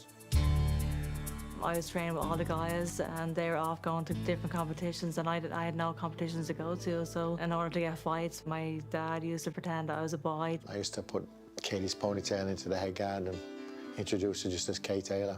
At the end of the fight, generally her hand was raised, the head guard would be taken off, the ponytail would drop back down, and everyone would be in shock. Women's boxing wasn't a thing, and Katie made it a thing. We're hearing about this little lady beating the shit out of all the guys all over Ireland. She's kind of the most extraordinary, ordinary person, which I know was kind of a contradiction, but you could sense she was destined for greatness. A huge thing for Katie is consistency. She spent over 17 years of her life waking up in the morning as a reigning world champion. That's pretty much over half her life. And I think it's all down to the consistency, the hard work she puts in, whether there's cameras in the gym or no cameras in the gym. I think every fighter is unique. You know, it's not that one's better or worse than another, but she's definitely very disciplined, very hardworking, very competitive, you know, stubborn, which I think you need to be successful. Good. And put a shoulder on. She's never pleased. You know, she could blow someone out in the first round, and she's looking at the fight. What can I do better? What can I do better? So she's always trying to improve upon her last performance.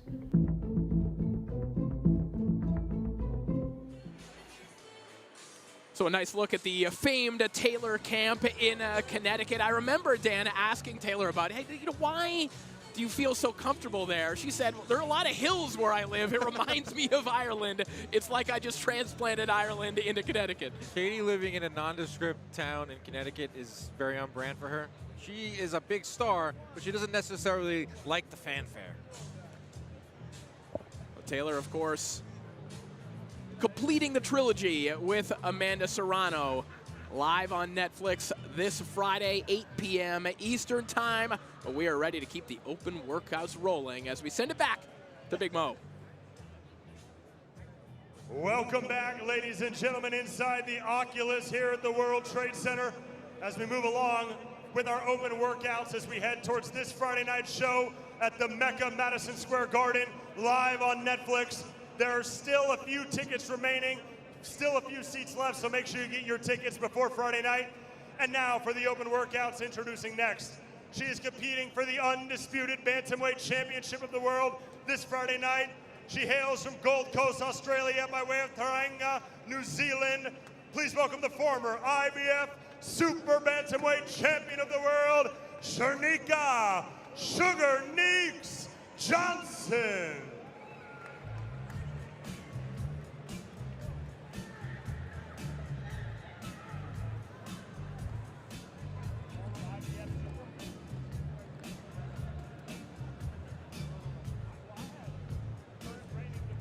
So MVP zone, Cherneka Sugar Neeks Johnson.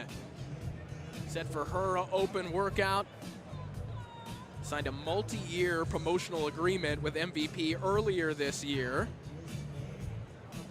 She'll be taking on another one of MVP's own, the IBF Bantamweight World Champion, Cherneka Medaf, in a 10-round showdown for the undisputed Bantamweight crown at 118 pounds. And you know, this fight kind of came together pretty quickly, Dan, because Dina Thorsland was supposed to be in this contest. Of course, Dina will be giving birth, and we wish her the absolute best. But this sort of came together in early June that this would be the fight that would be a part of the show. Talk about a golden opportunity for Johnson. She is a two-belt holder, but didn't have this fight.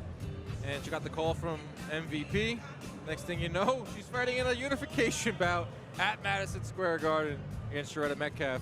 So, great example of a fighter jumping to an opportunity. And another example of a fighter, Dan, who was clearly deserving of a bigger stage. We got a chance to see her early in her career, in our earlier stops in our career on Broadway boxing. We had some proximity to Cherneka Johnson, but...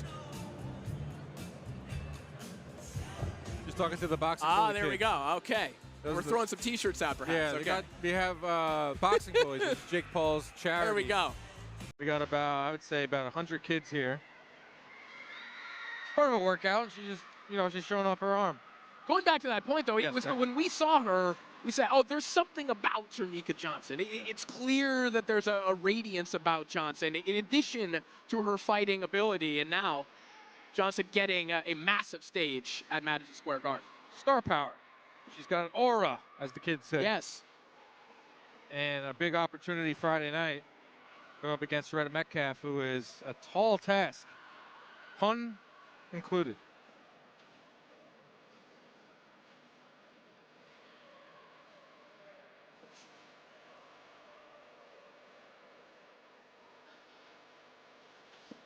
Johnson, of course, coming off of back-to-back wins over Nina Hughes, the first of which a little bit infamous, Dan, of course, because she was not initially announced as the winner, was kind of robbed of that perfect moment. But then, I mean, what a way to bounce back. You come back and stop Nina Hughes in 7 rounds, really doing a number on Hughes in the rematch, kind of making up for what happened and maybe taking out a little bit of frustration. Yeah, I think she was like, you know what, I'm not going to let this go to the scorecards. I'm not going to let the ring announcer potentially mess up my moment. So I'm just going to stop my opponent, and a clear, decisive win That was the case for Johnson. She also stepped in the ring with Ellie Scotney, who we'll see on Friday night as well. Got some really good rounds, 10 rounds to be exact, lost a close decision. So Johnson's been in there with top talent. First fight in the United States, as you mentioned.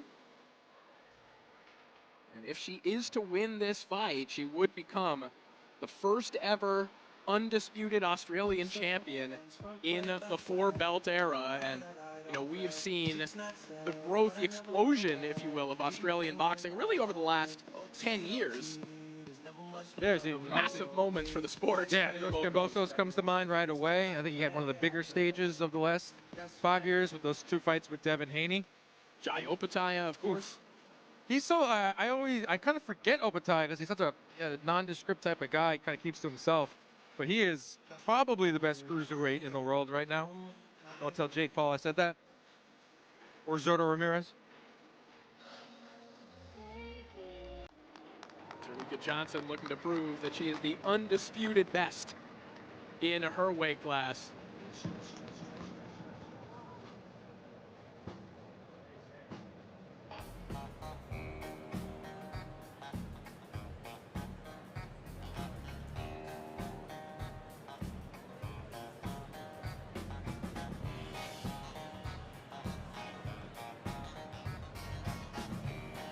So Cherneka Johnson wrapping things up and gets a quick little photo op with her promoter, Jake Paul.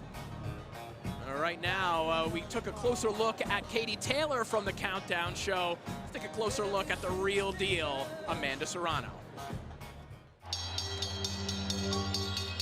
There's an issue with Taylor's body language. I think that was from a headbutt. Wow, look at that shit. Come on, man. That's a headbutt, dog. When a right-handed fighter fights a southpaw fighter, a left-handed fighter, there is a head clash because of the way their stances are. Their heads are closer together, and the movement causes accidental headbutts to happen. That cut has suddenly become a major issue. I never been hurt that bad in a fight. I actually blacked out. Listen, I'm a legitimate hard puncher. I've been punching hard since I started boxing. Since I was an amateur, I was knocking out girls. She was the only one that was hurt in the fight with punches. I was hurt with headbutts. Let's go. I don't think Katie Taylor was intentionally headbutting Amanda Serrano to cut her. I do believe Katie realizes the power that Amanda has and uses her head for protection to try to suffocate Amanda's ability to throw any punches. That is a technique that she uses. So the onus now is on Amanda to be even more prepared for that. What are you gonna do different this time? Well, you know, it depends on what Katie's strategy is, right? Because you could go in there thinking you're gonna do something and your opponent has a different plan. I don't think anybody really believes, even Amanda Seam believes that it was anything but accidental. The headbutts are just an occupational hazard of the sport. Her head always clashed with my head. If I'm a lefty and she's a righty, and they're both kind of coming forward trying to establish the front foot, sometimes that's gonna happen. We got butted in that fight. The difference is we weren't screaming about it. We didn't have the commentary talking about it. But, you know, it went both ways. We got cut too. It's pretty much still the same old Katie, you know, so it's the same consistency that you see day in, day out. Looking really good, really sharp. We also have our friend here, the headbutt bag, so, you know, she's done a couple of good rounds in that too today, so that's a joke, by the way, for any of the sensitive souls out there.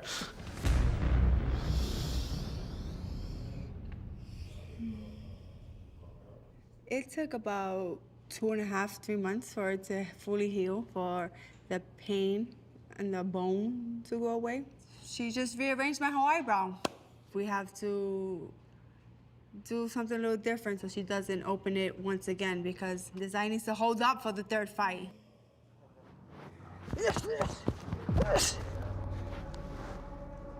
It can't be any worse than what happened the last fight, unless my eye comes out the socket. It's part of the game. Blood, sweat, tears, cuts, it's all good. I'm good with it. I'm ready for it this time.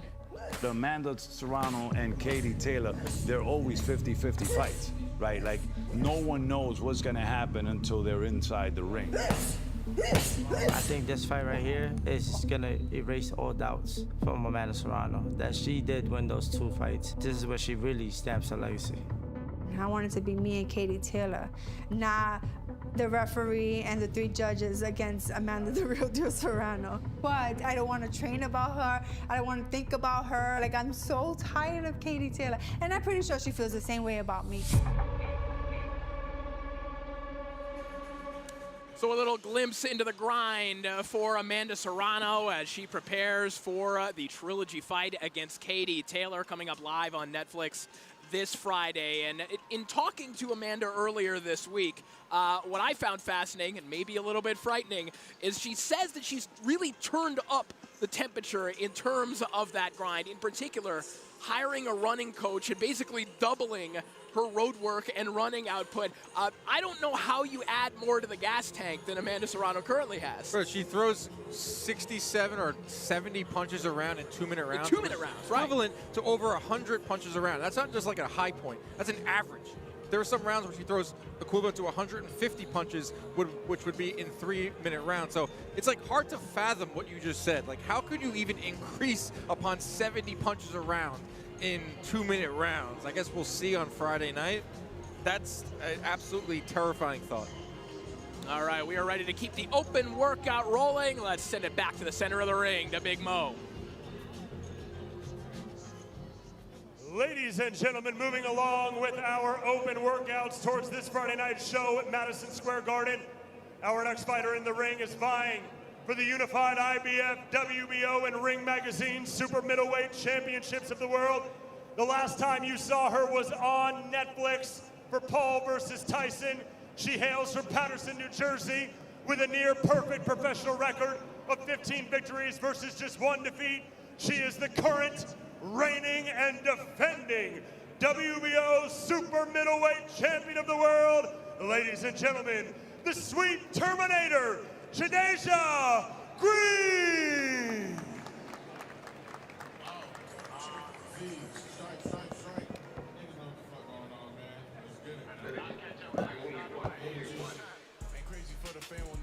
So the Sweet Terminator, Jadeia Green, ready to shake out here at the Oculus.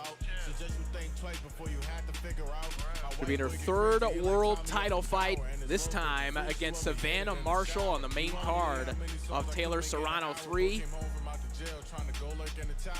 Of course, a former college basketball star, turned excellent U.S. amateur, turned world champion in the pros. Just an all-around tremendous athlete, Jadeia Green. And you see the benefits of signing with the most valuable promotion. She's now on her 3rd massive card. She fought in Tampa, which was Jake Paul versus Mike Perry. She fought in AT&T Stadium, which was Jake Paul versus Mike Tyson. And now she fights at Madison Square Garden, Katie versus Amanda 3. So taking full advantage of the platform that she has. Yeah, we've kind of touted Green as one of the hardest hitters and maybe one of the best pure punchers in women's boxing today. We think back to that vicious 6th-round TKO over Alycia Baumgardner. I think that everyone in watching that fight knew what Jadeia Green was all about in seeing that 6th-round TKO. That put her on the map. That was also on the card of Amanda Serrano and Cruz, which was a bloody, bloody war, which was Fight of the Year in 2023. So yeah, she's been on big stages, Jadeia Green. She was the first women's signee of Most Valuable Prospects, promotions I should say. And just look at the amount of women they have signed. So she can say, I was the first. Pioneer. Well, as Big Mo pointed out, we of course saw her last time out on the Jake Paul, Mike Tyson undercard. That was on the preliminary portion of the card, but I think that it's an underrated win, that win over Melinda Watpool. And, you know, of course, we have good friends at BoxRec, the BoxRec rankings. They are an algorithm, but Melinda Watpool was a #1 ranked fighter on BoxRec at a certain point in her career. Jadeia Green kind of flying under the radar with that win a little bit. Maybe didn't get the credit that you otherwise would think she would get for it. Shout out to BoxRec Gray. That's right. Our guy. That's the battle those questions about the algorithm. Yeah, you're right, though. The underrated win, especially after the loss to Cruz DeZern, which was a really, really tough fight. A lot of animosity in that build-up between the two. So for Green to get back in there, she had the win over Spence, and then a very underrated win against Wapol, and now she's going up against Savannah Marshall, which is a huge, huge task. Very first homegrown champion at MVP Promotions with that WBO world title.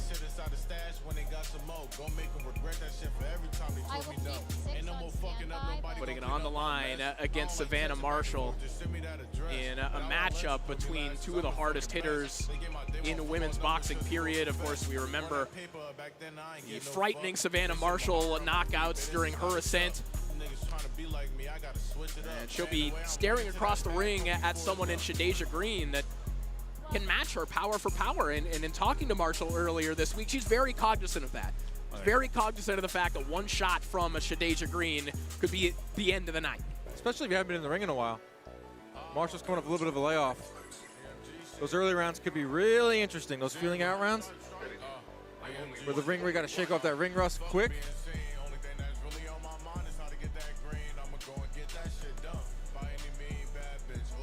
Green's talked about the new mentality that she has as a fighter and as an athlete. You brought up the loss to Franchon Cruz de Zern, and Green has been open about her mental health struggles after that loss and having to really retool herself, arm herself with a sports psychologist, with a therapist, and she believes that she's in an entirely different headspace heading into what is now the biggest fight of her life. Yeah, that's something Jake Paul talks about a lot. He has a sports psychiatrist and mental health coaches, and it's very important. Boxing it's the loneliest sport out there. It's just you. It's not Major League Baseball where you have 24 other teammates, or football where you can lean on an organization. It's pretty much you and your team. And your team don't eat unless you eat, and then you win. There's a lot of pressure on these fighters as well, the human element of it. Mentioned Green, the first homegrown champion at MVP, setting the table for what we assume will be many to come over the years. You see Krystal Rosado win a title. Elise Soto, who will be fighting in just a bit, could also win a world title one day. We're talking about homegrown, because MVP does have homegrown talent too. They are signing a lot of established names, but they are also signing fighters out of the amateur ranks and building them.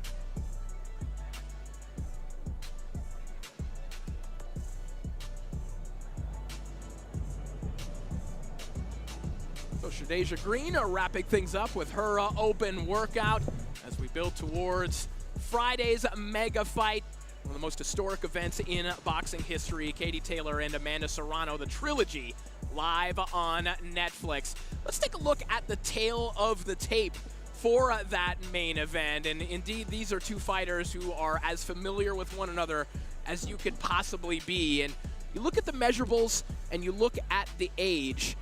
One thing that you don't see on the screen now is Amanda Serrano being able to kind of live as a 140-pounder over the last year and a half or so. Serrano, she describes herself still as a true featherweight, a natural featherweight, but she says, Taylor's messed up by letting me live and get used to this weight at 140 pounds. This could be a much different Amanda Serrano that we see in the ring on Friday. That's a really good point. And if you think of Amanda Serrano jumping up weights, fighting Katie Taylor in their first fight at 140 pounds, and going back down to 126 and having that war with Cruz, going back up to 140 for the second fight, but now being able to settle in at 140. And maybe that's where she talks about the extra strength and conditioning, the extra cardio, potentially throwing more punches, being more comfortable at the weight, not having to focus on bulking up, right? And maybe more focus on maintaining the weight and maintaining that fighting weight. Could see an even more explosive Amanda Serrano, and wouldn't that be fitting if we had a knockout win for either fighter, a knockout win in the trilogy, kind of like the end all, kind of like Marquez over Pacquiao. Right. A conclusive ending. Conclusive. Right. This is it. It's over. Listen, we referenced the age of Katie Taylor, 39 years of age now, and generally in boxing terms, 39 is sometimes, most of the time, your career is long over. And there have been moments in Taylor's career where maybe we thought that she had crossed to the other side of that hill that she loves so much in Connecticut and back home in Ireland. You think of the rematch with Chantelle Cameron. Right. Taylor comes back and has another spectacular performance. How many more of these does she have left in her at 39 years of age? That's something we always ask in boxing. When fighters get up there in age, we say, will they grow old overnight? We haven't seen that from Katie Taylor. Even in her loss to Chantelle Cameron, it was still a very, very close fight, and she fought very, very well. Have not seen that from Katie Taylor, but you never know. Friday night, she could age. That's Friday night, but we've got more action coming your way right now. Our second 4-rounder of the day as we take a look at the tail of the tape for our next contest. It is Elise Soto, another one of MVP's Puerto Rican prospects. She's going to be running it back with Colleen Davis as we look at the measurables. Davis enjoying a height advantage in this one. The 34-year-old Colleen Davis looking to spring a massive upset in this one. We are ready to meet the fighters. Let's send it back up to Big Mo.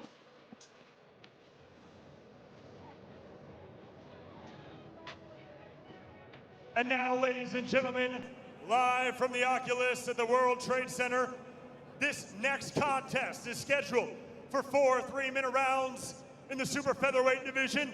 Introducing first to the ring, fighting out of the red corner, please welcome Colleen Davis.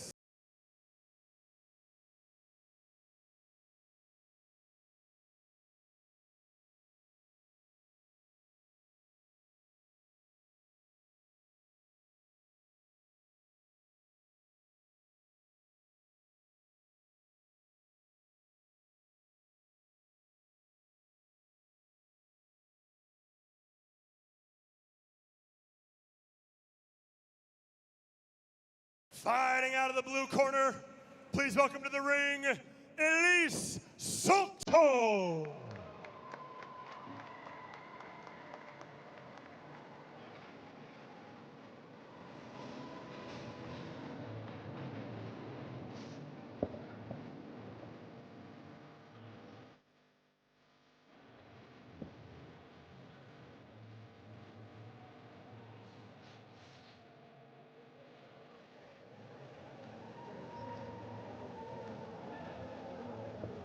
And now, ladies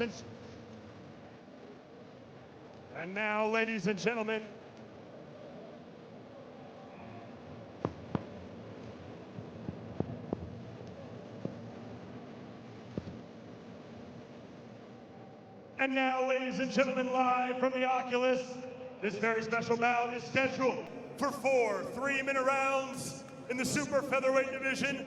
Our referee in charge when the bell rings is Sparkle Lee. 2 warriors, 1 fight. Who wants it more? Introducing first, fighting out of the red corner, wearing the yellow trunks with black trim. She stands 5 feet, 6 inches tall. She weighed in at 128 pounds. She holds a professional record of 4 victories, opposite 2 defeats and 1 draw. And she fights out of Pittsburgh, Pennsylvania. Introducing Colleen Davis. And now her opponent, standing across the ring, fighting out of the blue corner, wearing the red trunks with white trim. She stands 5 feet, 4 inches tall. She weighed in at 128.2 pounds. Tonight, she enters the ring with a perfect, undefeated professional record of 7 victories, opposite no defeats. And she fights out of Carolina, Puerto Rico. Introducing Elise Soto.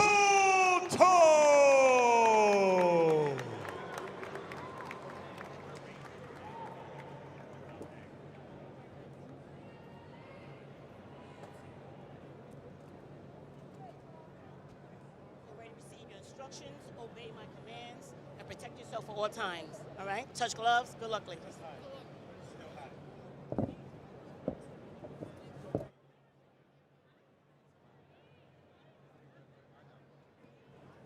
Of the night, Elise Soto taking on Colleen Davis. They're running it back. A rematch from May 9th, one that ended in a no contest after a clash of heads. Produced a cut over Davis's eye that she could not continue with, and they are picking up exactly where they left off, Dan. Oh, big right hand there from Soto. I was actually on the call for their first fight, and this is how the first fight started. Before that cut, it was Colleen Davis that was outlanding and outthrowing Soto. Soto, the heavier puncher, and they just must have made an agreement backstage. Hey, let's just pick up where we left off. Soto just muscling Colleen Davis against the ropes here. It's the type of matchup that Davis has not shied away from, but she just got blasted with another big right hand. Those are big punches, the big shots from Soto. And what you're going to see here is Davis is going to throw wide looping shots. That's just her game. She's going to move. And down goes Davis. That will be declared a slip. And what Soto's going to do is she's going to throw in between those wide looping shots. The power edge is on the side of Soto. Massive right hand again. And Dan, you and I talked about this. Soto is kind of a strength and conditioning prodigy. Her mother, a part of the Jadeia Green camp, the Ian Green camp. Yep. And Soto has basically grown up knowing how to get bigger and stronger. She's trained by Sean George, who is the trainer of Jadeia Green. Her mother plays a big-time role in her corner as well, strength and conditioning coach, and got her into boxing. Her brothers box. She's also signed by Amanda Serrano. Amanda Serrano is her manager. 7-0 with 7 first rounds. Not 7 first round, but 7 stoppages. You see why, because she is got a lot of power. The mouthpiece is big out. left hook and a right hand has Davis wobbled.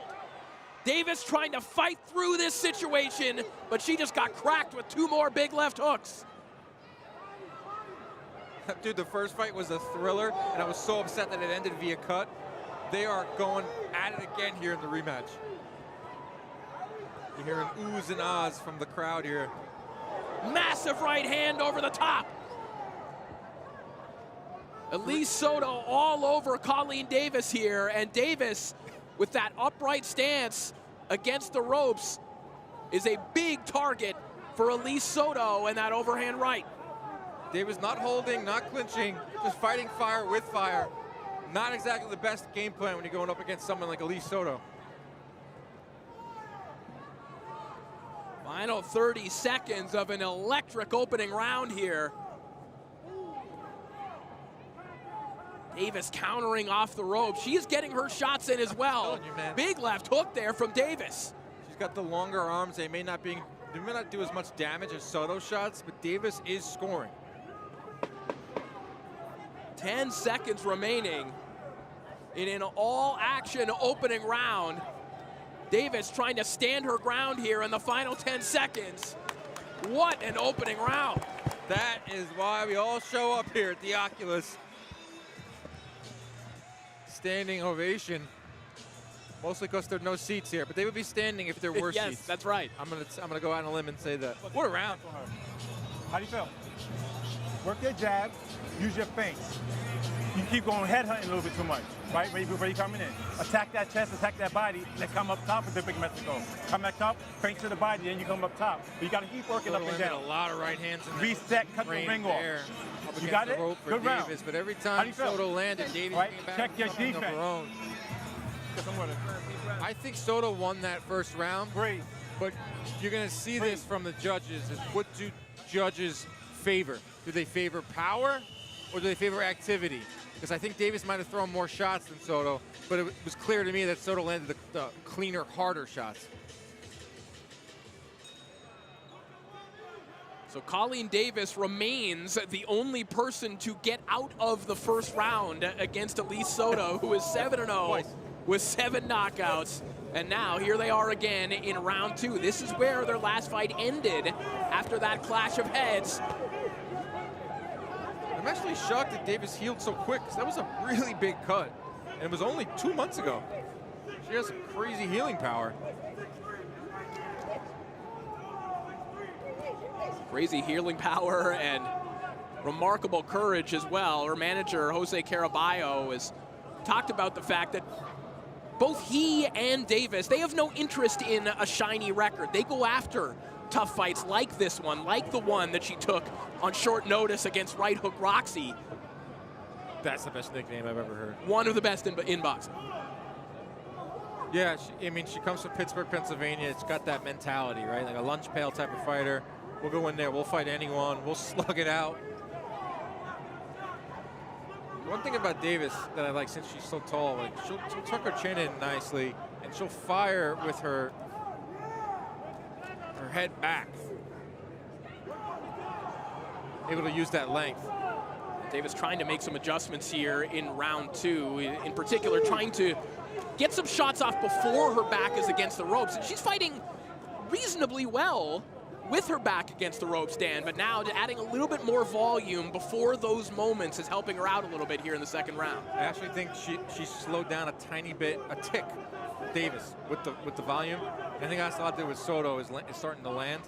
And that's the best way to slow down your opponent is land body shots like we just saw. And just land in general. But yeah, Davis is looking good. Soto walking her down nicely as well.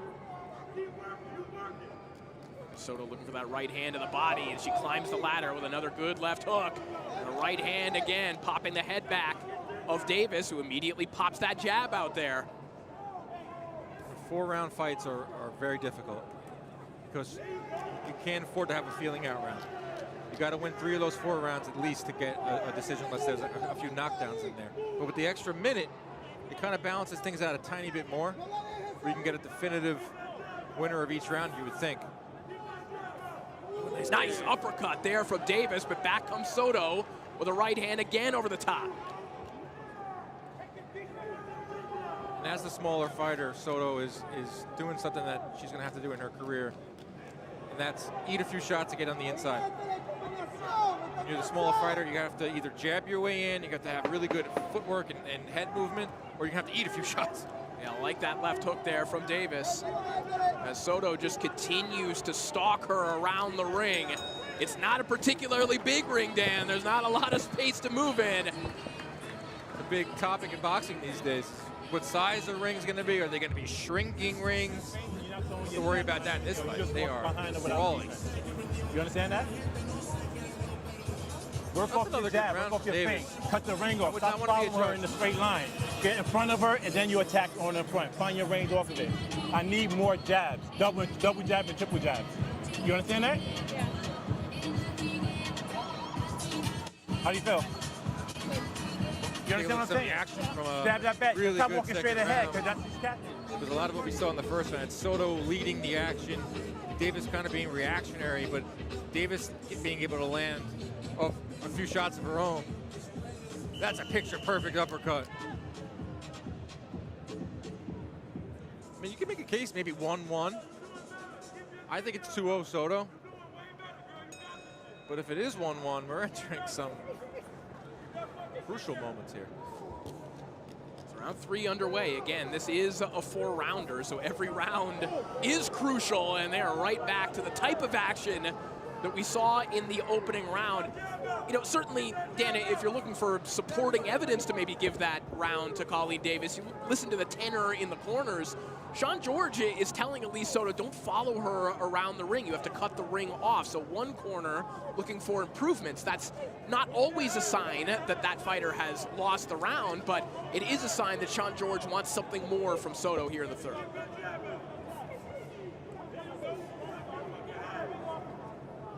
I love the movement from Davis. It's very hard to fight your back foot like that. She's not blessed with a ton of power. I wouldn't say she's giving up power by moving back constantly and throwing shots off that back foot. But being the taller, lankier fighter, she can kind of move back and fire off a few shots.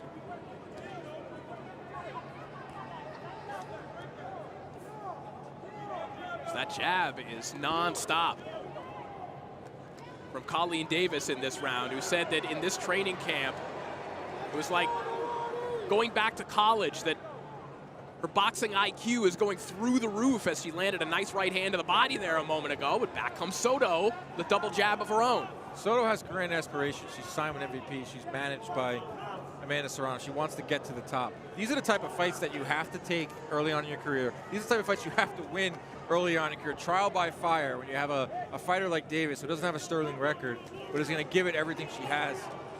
And she'll remember tonight. Well, and frankly, it's the type of fight that they couldn't find for Elise Soto. We mentioned it's the string of first-round knockouts that Soto was putting together. Now, getting tested. Now we get to see what does Elise Soto look like in the later rounds. And for the second time this fight, mouthpiece is flown out of Colleen Davis. I believe it's Colleen Davis' mouthpiece. Maybe it's Soto's. We're going to need a break in the action for it to return to whoever's mouth it came out of. But there are no breaks in this fight, Dan. This is just another war. I think a cut is reopened.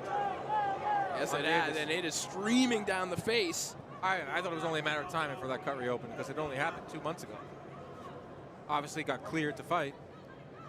Instant blood and instant swelling in the same place that it was before on Colleen Davis.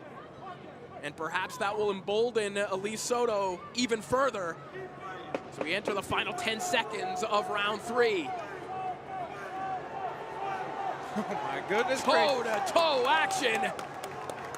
1 to go in this one.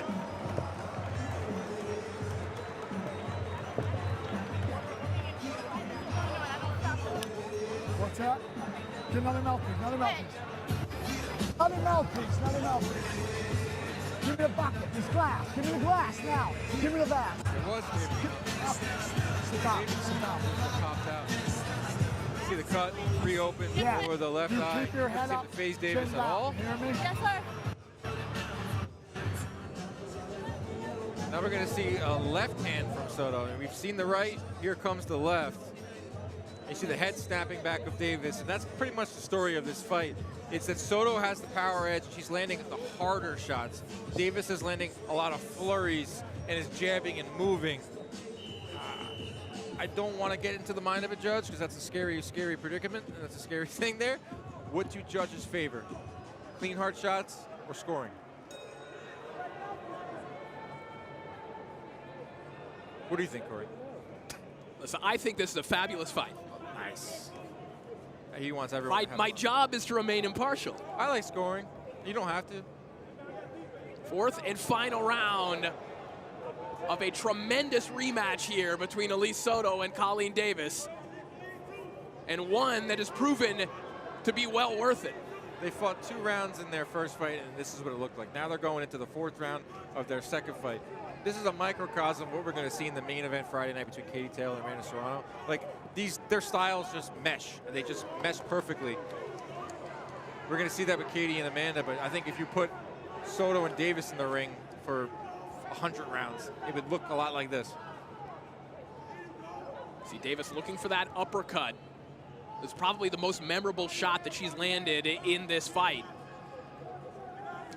Sending the mouthpiece of Elise Soto flying. So you're looking for it there, but Soto right on top of Davis, just out-muscling Colleen Davis right now. We talked about the physical strength of Elise Soto. When you're the daughter of a family that owns the fitness superstore, you've probably touched a few weights in your time, and Elise Soto really out-muscling Davis here when she needs it most in the 4th. You're seeing that, the strength. 7-0 with 7 knockouts. I mean, that gets the attention of fight fans, gets the attention of promoters. You can see it in the ring. She sits down on her shots. She has a very pro style already. It's a quick combination, but back comes Davis with a short left hook, and again looking for that uppercut.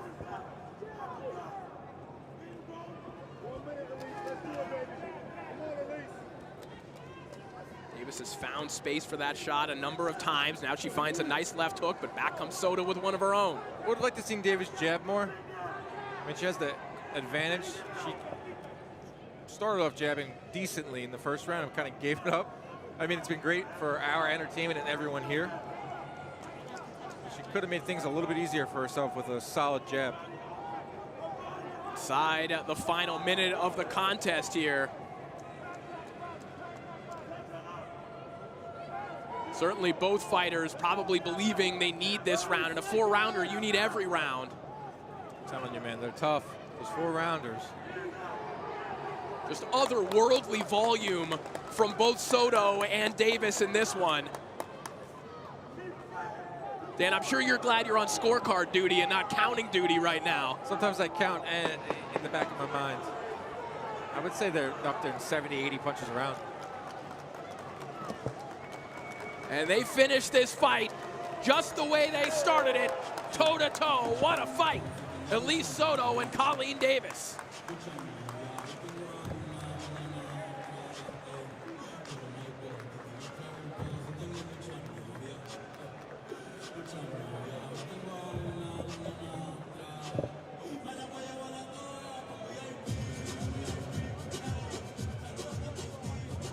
Well, Dan, as I mentioned, this felt very much like a rematch that was worth it. Sometimes fights end the way that their first fight did, with a head clash, and you say, okay, we could just move on. Instead, we got an absolute 4-round banger out of it. Yeah, I mean, I'm so glad they ran it back, because I was really disappointed when the fight ended prematurely with the cut back at Most Valuable Prospects in May.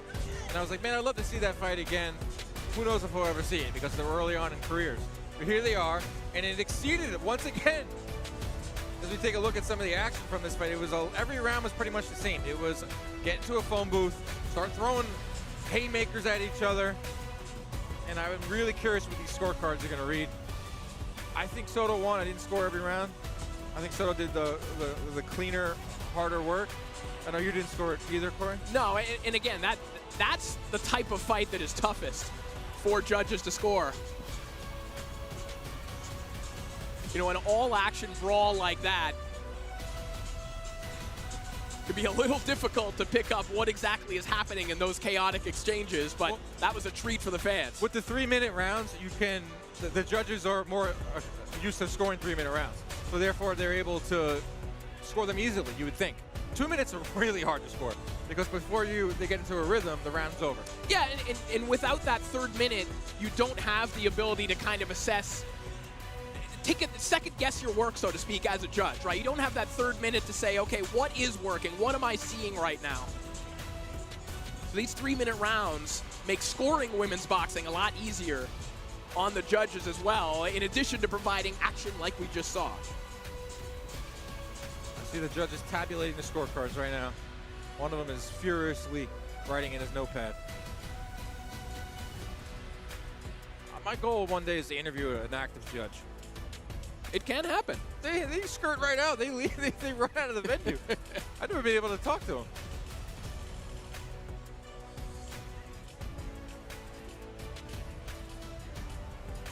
We await the scorecards here for Elise Soto and Colleen Davis. A moment, Dan, that Elise Soto has never experienced in her career. Has never heard the scorecards. It has been all knockouts, and then, of course, that no contest. We'll see if she picked up the decision win here as we send it down to the center of the ring. Let's send it down to Big Mo. Ladies and gentlemen, after 4 full rounds, we go to the judges' scorecards for the official decision. Judge John McKay sees the contest 39-37, Soto. Judge Robin Taylor sees the contest 39-37, Davis.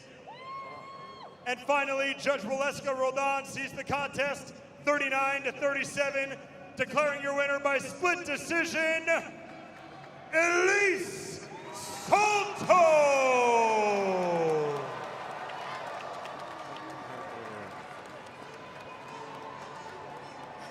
So Elise Soto picks up the split decision victory in her rematch with Colleen Davis. A fantastic action fight. A little bit of a nail biter on the scorecards there. All action between Soto and Davis. And we're going to hear from Elise Soto, who is standing by with Sibley. All right. Blow by blow by blow, handled business by split decision. How do you feel right now out here in New York? I feel absolutely great. I'm blessed to be a part of this iconic event. I mean, to even have sanctioned Bouts on an open workout, it cements in history. So I'm just blessed to be here. I know you said New York is always home, leading into such a tremendous history-making card with all women on it. You're kicking it off, the two of you in this ring this week. How does it feel to be a part of that? Oh, it's an absolute honor, like, to be a part of this event with the greatest female boxers in history is just absolutely amazing. Obviously signed to MVP. We see that, and managed by Amanda Serrano, who is headlining in the trilogy against Katie Taylor. Congratulations on that. I just want to get a quote that you said. Having the blessing and trust of Amanda Serrano is an honor and privilege, and with God leading the way, I will not let her down. You're showing and proving right here tonight. What do you see moving forward with your career, knowing you have her in your corner? I'm honestly just blessed to be able to follow in the footsteps of the legend of Miranda Serrano. I mean, her accolades is unmatched. So to follow in her steps, I'm so blessed to be able to do that. And I'm going to continue growing and learning from my mistakes and sharpening up on the things that I sharpen on. I'm still becoming the fighter that I want to be. So I'm going to keep improving. And you want to say hello to the people of New York? Yes, hello, New York. Congratulations. Thank you. Viva Puerto Rico. Say it one more time for the people. Viva Puerto Rico. There you go. Back to you guys. Thank you so much, Sibley. So Elise Soto victorious in her rematch over Colleen Davis. A tremendous action fight. A treat for all the fans here at the Oculus at the World Trade Center. We welcome you back to the host position. Corey Erdman and Dan Canobio now joined by Nakisa Badarian and Jake Paul. Guys, thank you so much for joining us. First things first, how about the performance from Elise Soto?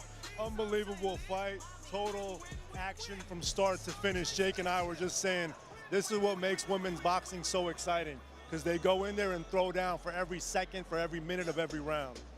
That was incredible, fun to watch. Every single second of that fight was action, and this is what it's all about.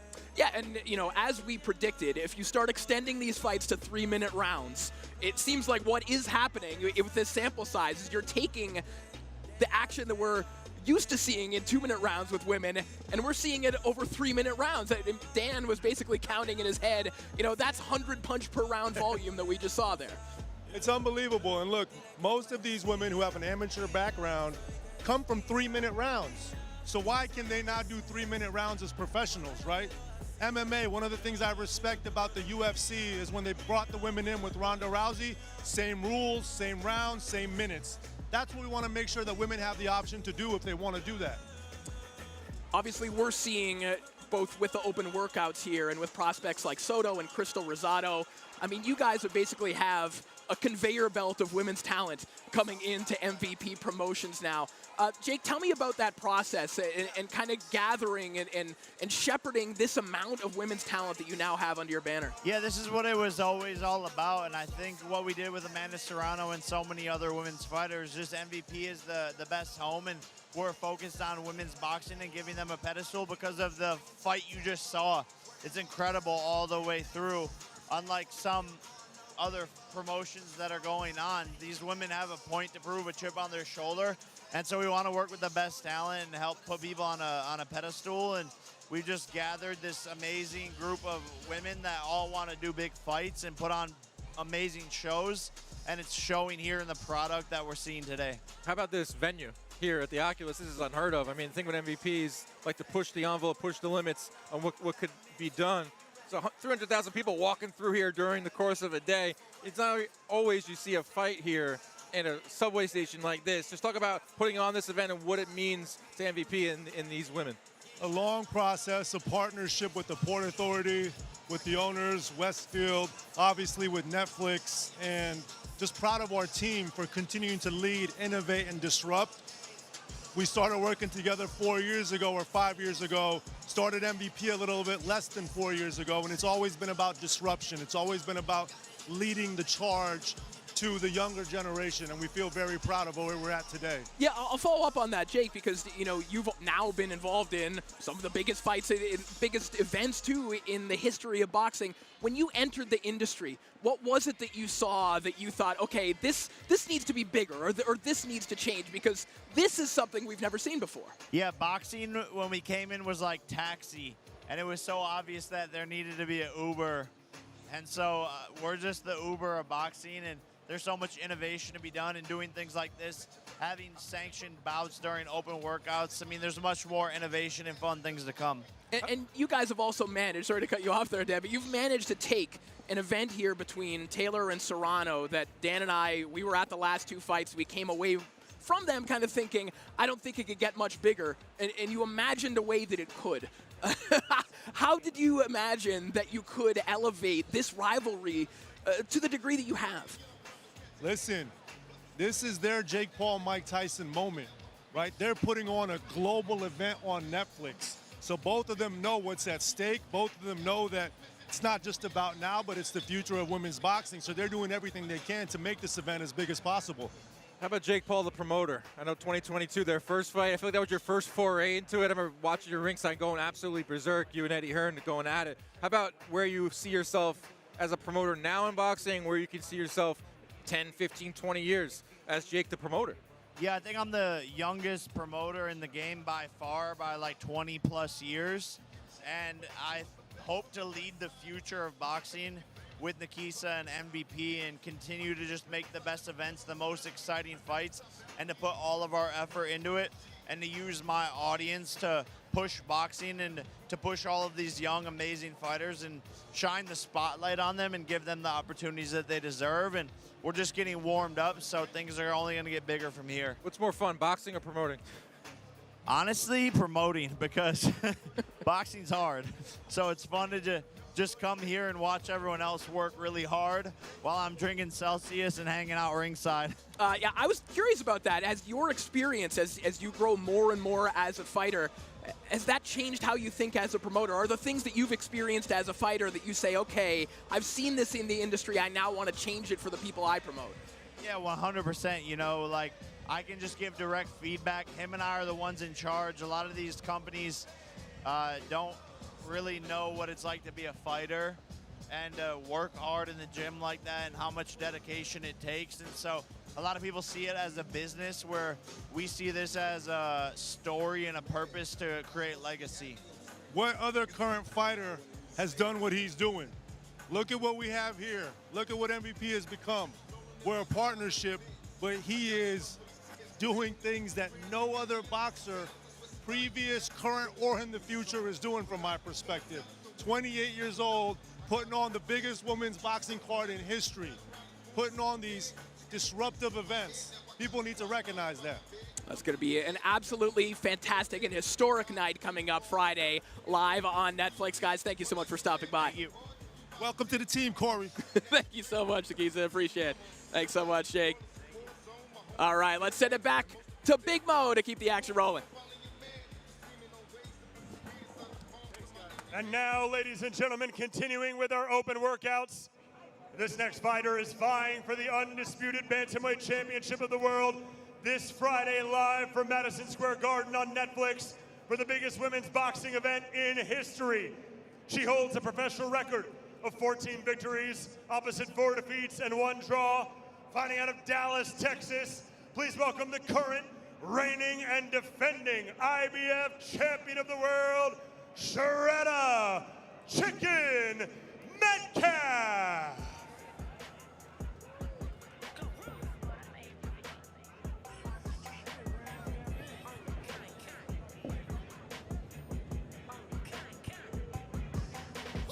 Shredda Metcalf getting set for her open workout here tonight. Another fighter, Dan, that we encountered during her rise, during our Broadway boxing days, so to speak. And again, another fighter who came up during a time when these types of opportunities just were not available whatsoever. To suddenly find herself on this kind of a platform, I'm not putting words in her mouth, I'm sure, to say this is a dream come true. No, this is surreal for her, and you talk to her, she'll let you know. She lost 3 of her first 5 fights. She spent time fighting in underground fights in Dallas, Texas. That sounded absolutely wild. Worked herself up, a string of wins, gets into title contention, loses her first title fight with Yoshida in a very close fight, avenges the loss in a rematch that I was on the call for at the theater at the Garden in a really, really good fight, and now she finds herself in a unification bout on the biggest card in women's boxing history. That's a movie script. Yeah, and remember, I mean, to put that Yoshida win and those fights into perspective, remember, Yoshida, world champion as well. I mean, that is a fantastic win that flew under the radar for Serrano Metcalf. Then Yoshida went on to fight Ebony Bridges and delayed the rematch. And another thing Metcalf said that I found interesting is, she's supposed to take on Dina Thorsland, but now she's going against Cherneka Johnson. And Metcalf's a little upset that Johnson's getting top billing. He said, what's up with that? This is a late replacement. Why? Maybe it's because she has 2 belts, Johnson. But, I think boxers need every edge they can get. Any bit of motivation, any bit of, what is that? They call it, the newspaper clippings. They need that. Bulletin board material. That's what I was looking for. Yeah, and I think especially when you do get an opponent that is not on short notice in the way that maybe we normally describe it, but you haven't had weeks and weeks and weeks to kind of build that motivation and that animosity. Any kind of bulletin board material, like you just said, certainly can be helpful mentally for a fighter like Metcalf. Especially when you think you're fighting one fighter. Like first, she's training and preparing for Dina Thorsland, and up until a month ago, she's now fighting Cherneka Johnson. So you got to change your mentality, you change your game plan, and find a little more inspiration. And that's the case for Metcalf. And go back to that second Yoshida fight. It was a really, really good fight. It was close early, and then it got to the point where Metcalf found something. And she found an uppercut, and she found her distance, and she could not miss the second half of that fight. She landed something like 60, maybe 65% of her power shots, but she figured out the distance. She's tall. She's very lanky. And for the first couple of rounds, I was like, why is she fighting on the inside? Why is she smothering all her work? And she finally found that perfect distance and started teeing off on Yoshida and got the win.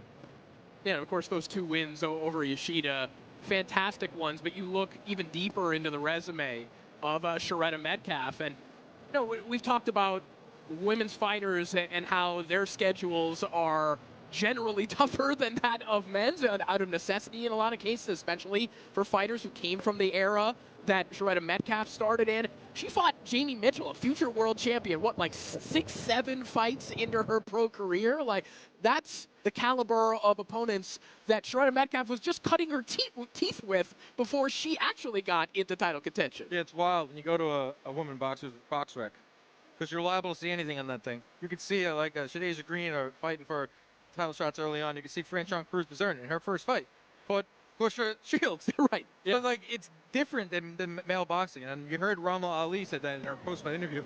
That a lot of our male counterparts avoid each other, or they marinate fights, and they don't take opportunities. Not the case with women's boxing. It's opportunities presented in front of you, you better go and take it. And that's been the case for Metcalf in her career. She got a few losses. Fine.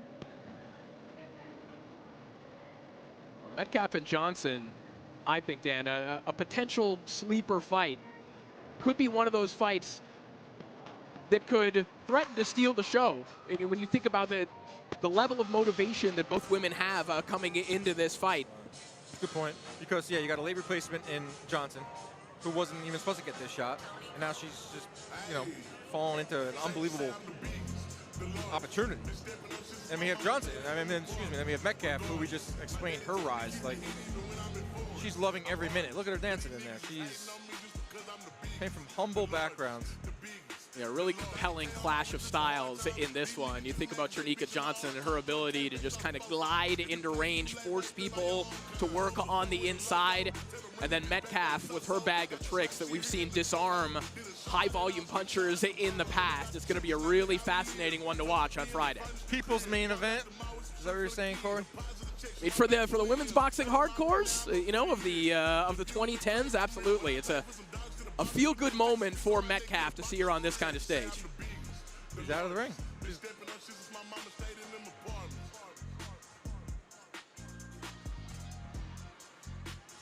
All right, let's send it back down to Big Mo to welcome our next fighter. And now, ladies and gentlemen, up next for our open workouts today here from the World Trade Center. She holds a professional record of 13 victories versus just 1 defeat, with 10 of those wins coming by way of knockout. On Friday night, she is vying for the unified super middleweight championships of the world. Introducing the former WBO middleweight champion of the world, the former undisputed super middleweight champion of the world, and the current reigning and defending IBF and Ring Magazine super middleweight champion of the world. From Hartlepool, England, please welcome the silent assassin, Savannah Marshall.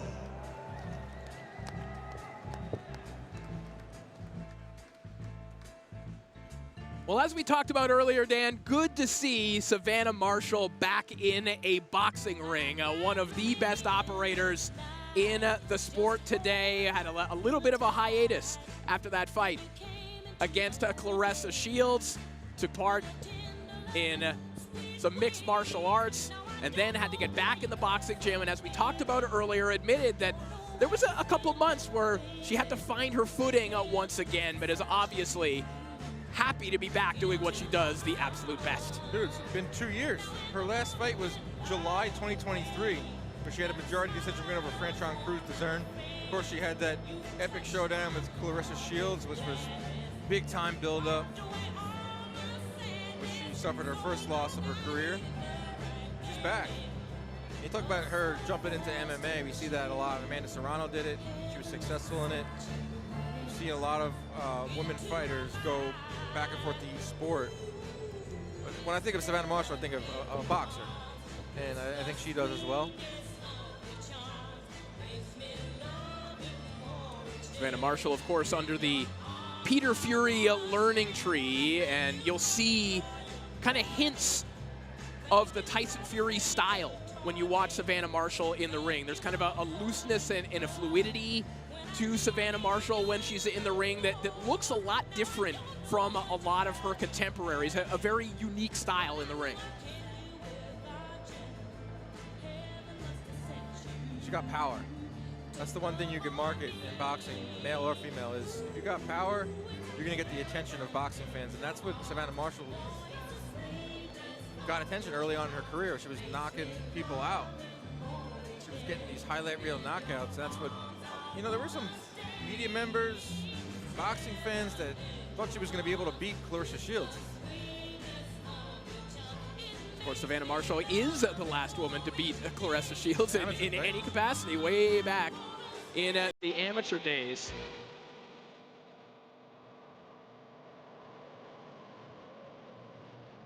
Business isn't going to get much easier for her on a Friday night live on Netflix against Jadeia Green.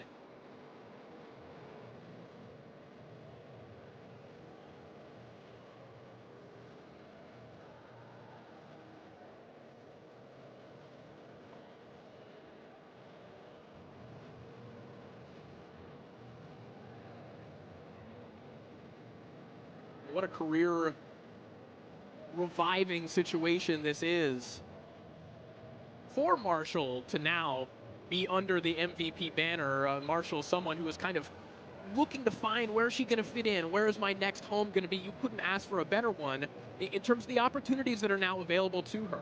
Tons of opportunities. I mean, first opportunity she gets is Jadeia Green. When she wins this fight, like Tam Tibo is an up-and-comer. She can jump up some weights. Can't rule out another fight with Shields. That would take Marshall picking up a few wins, I think.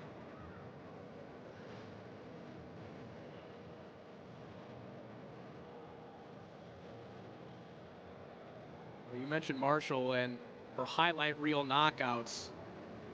You think of that knockout win over Femke Hermans that set up the Shields bout. I mean, that is about as brutal a knockout as you can remember in women's boxing. Plus, it got everyone to a fever pitch. That's what really built up the Shields fight, is the fact that she beat her in the amateurs, and also this is a knockout specialist. This wasn't someone that was looking to go in there and try to get a decision. And I think that's something that has made Amanda Serrano stick out. That's something that's made Alicia Baumgardner stick out, is knockout power. One of the most dangerous punchers in women's boxing.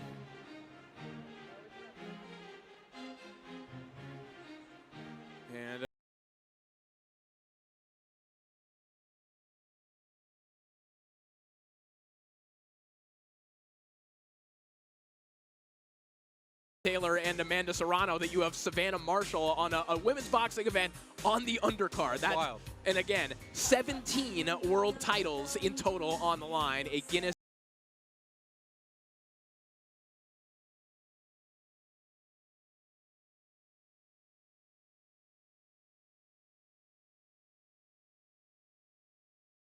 And now, ladies and gentlemen, with the open workouts, this next fighter is vying for the unified Super Bantamweight Championships of the world this Friday night live from Madison Square Garden.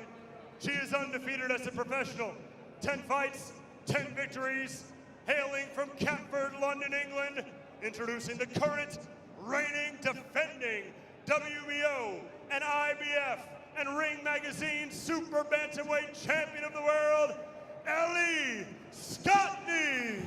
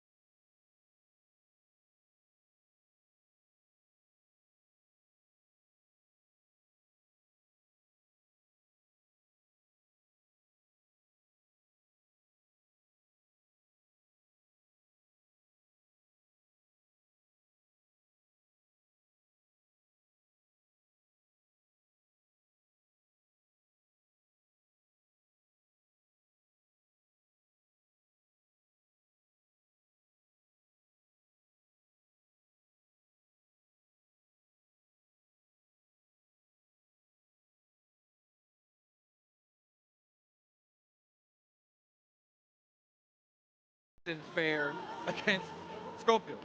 It's very similar too, so yeah, I agree.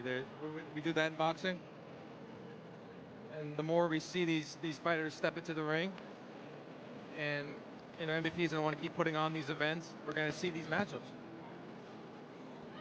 See, even on the pad, that left hook to the body that Ellie Scotney has really ripped that shot on the inside. And Mercado, as we know, having watched her throughout her career, certainly not shy about mixing it up on the inside. It's the kind of fight that you could see really escalating into a fantastic one. Yeah, I can see it's the left to the body. It's that Scotney's showing there. She's not throwing it just yet, but she just did before. Sneaky. Very quick, very fast. Scotney will be stepping in the ring on Friday night with a heavy heart and fighting in tribute to her fallen friend, Georgia O'Connor. Obviously, many in the boxing industry mourning the loss of Georgia. Ellie and Georgia were very close, and Scotney has now, over the last couple of years, she's dealt with the passing of her grandmother, who she used to visit before every fight, and now a close friend. She feels that it's just added motivation, and it's going to further drive her in the biggest fight of her career.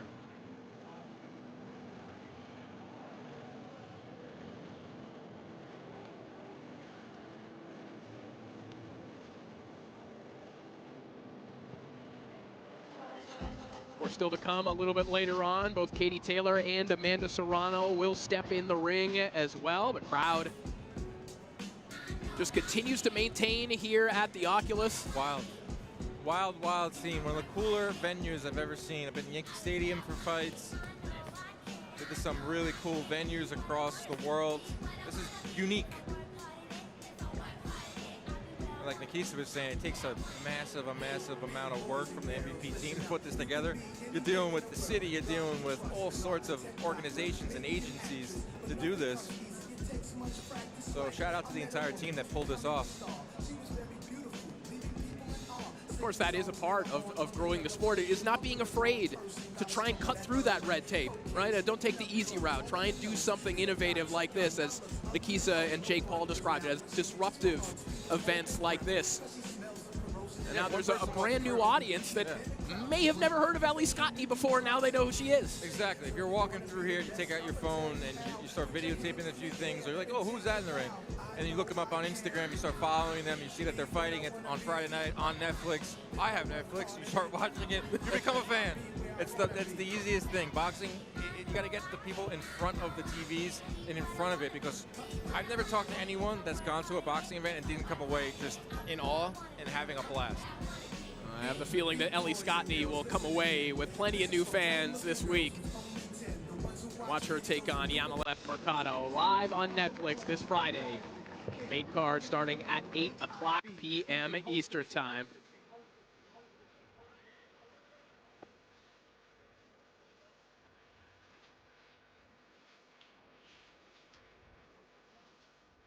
All right, it looks like we are ready to welcome our next fighter as we send it back down to the center of the ring to Big Mo.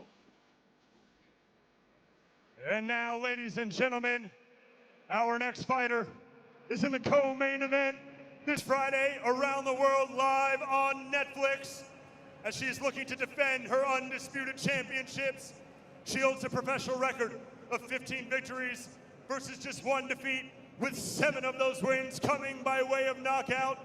Fighting out of Detroit, Michigan, introducing the current, reigning, defending, undisputed super featherweight champion of the world, Alycia "The Bomb" Baumgardner.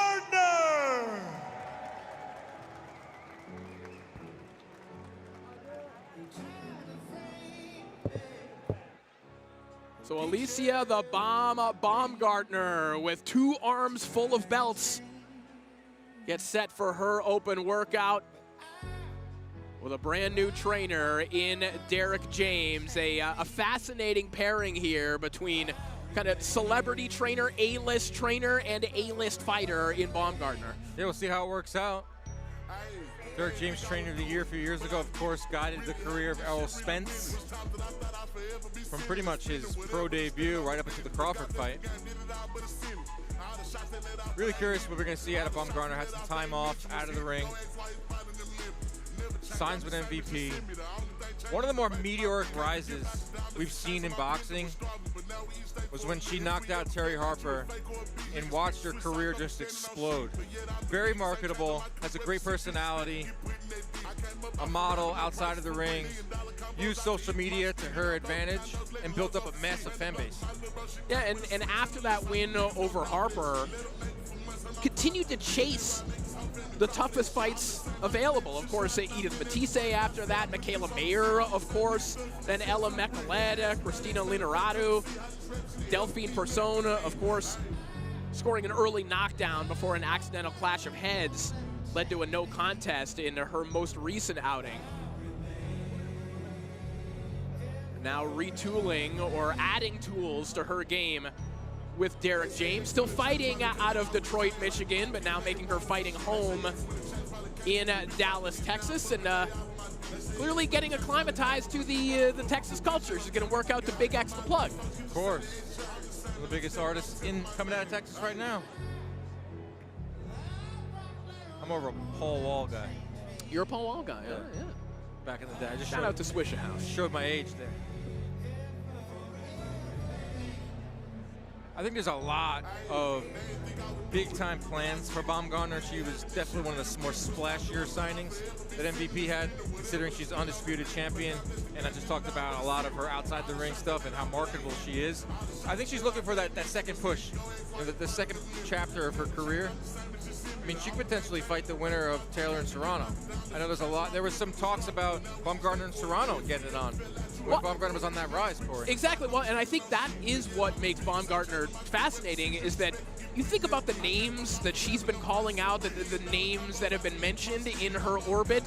It seems like she could stay where she is. She could maybe go down. She could go up. There are a lot of people in the orbit of Alycia Baumgardner, and when you have her level of star power, you can command those types of fights. Those types of fights become possible. She was also flirting with Alicia Shields. That's what I'm talking about. Exactly, right. I don't know what weight that would have been at, but I think more along the lines of, I would love to see Baumgardner and Serrano. I know they're friendly, but we've seen friends fight before.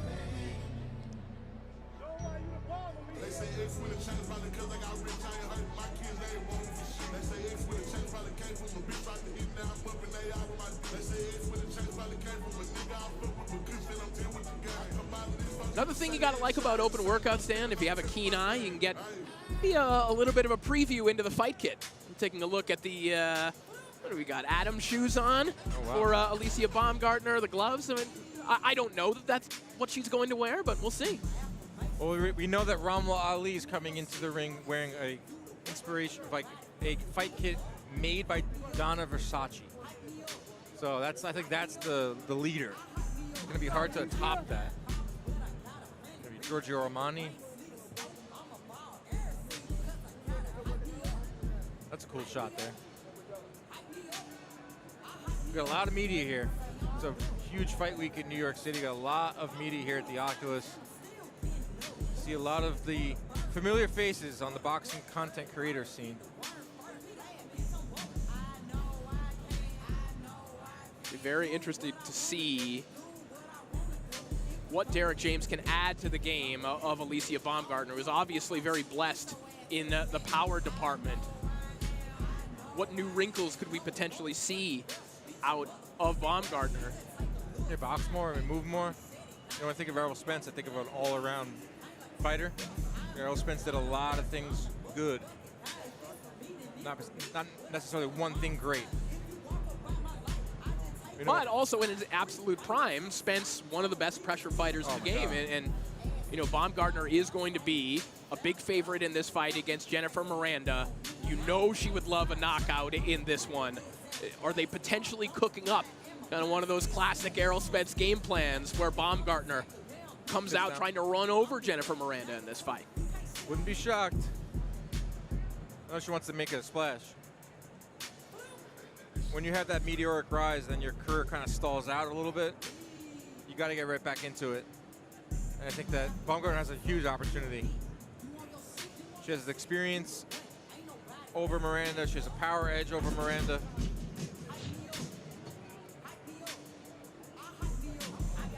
We're talking to Baumgardner earlier this week. She's also acutely aware, and I'm going to bring my own fandom into this for a moment here, Dan. But please do. Detroit sports is having a moment right now. And they've got, obviously, a decorated champion in Alycia Baumgardner to go along with the first place Detroit Tigers. But she is, you know, all jokes aside, aware of the fact that, you know, her profile, and especially the love that she'll feel in the city and that backing in the Motor City, that could swell to even greater degrees when you think about the platform that she'll be performing on Friday night. And she can have a hometown fight. I've seen her at Lions games. The Lions are playing really good football, and she'll be at Lions games. She'll be at Pistons games. Who made the playoffs, got knocked out by my Knicks. Yeah, you're right. The crossover capabilities and the crossover opportunities for Baumgardner are endless.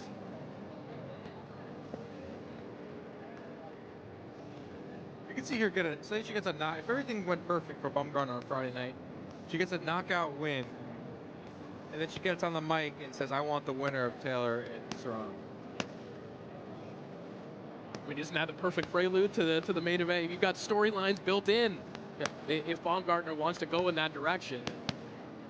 See her hitting the pads now with Derek James, which also means that she's had to have a training camp in one of the most treacherously hot locations on the planet, that being the Derek James Gym in Dallas, Texas, where it is frequently 120 degrees. We were complaining about the humidity earlier on. That is nothing compared to the Derek James home. It's an interesting match. It's an interesting team here. I'm very curious to see how it plays out. What James can bring out of Baumgardner, or vice versa.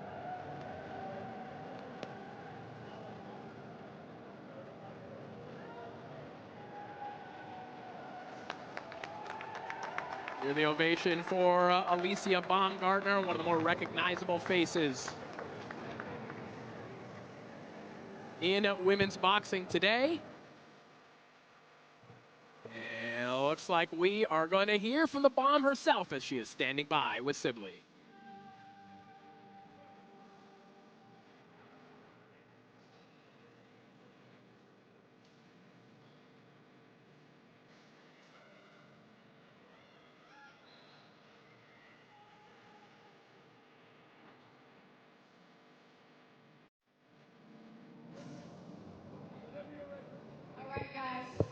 I know we got the glove situation. Coach James over here just had your open right here for the whole New York to see. How are you feeling? We got Jake Paul over here. Get over here, Jake.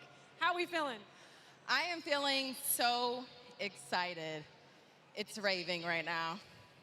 How are you feeling? I'm feeling good. This is a legendary night. Good to be here. Alicia is looking sharp. This is a historic event here at the World Trade Center, Oculus, so we're just excited to be here, and there's so much energy. First ever people to have some fights during the open workout, so we're just making history tonight.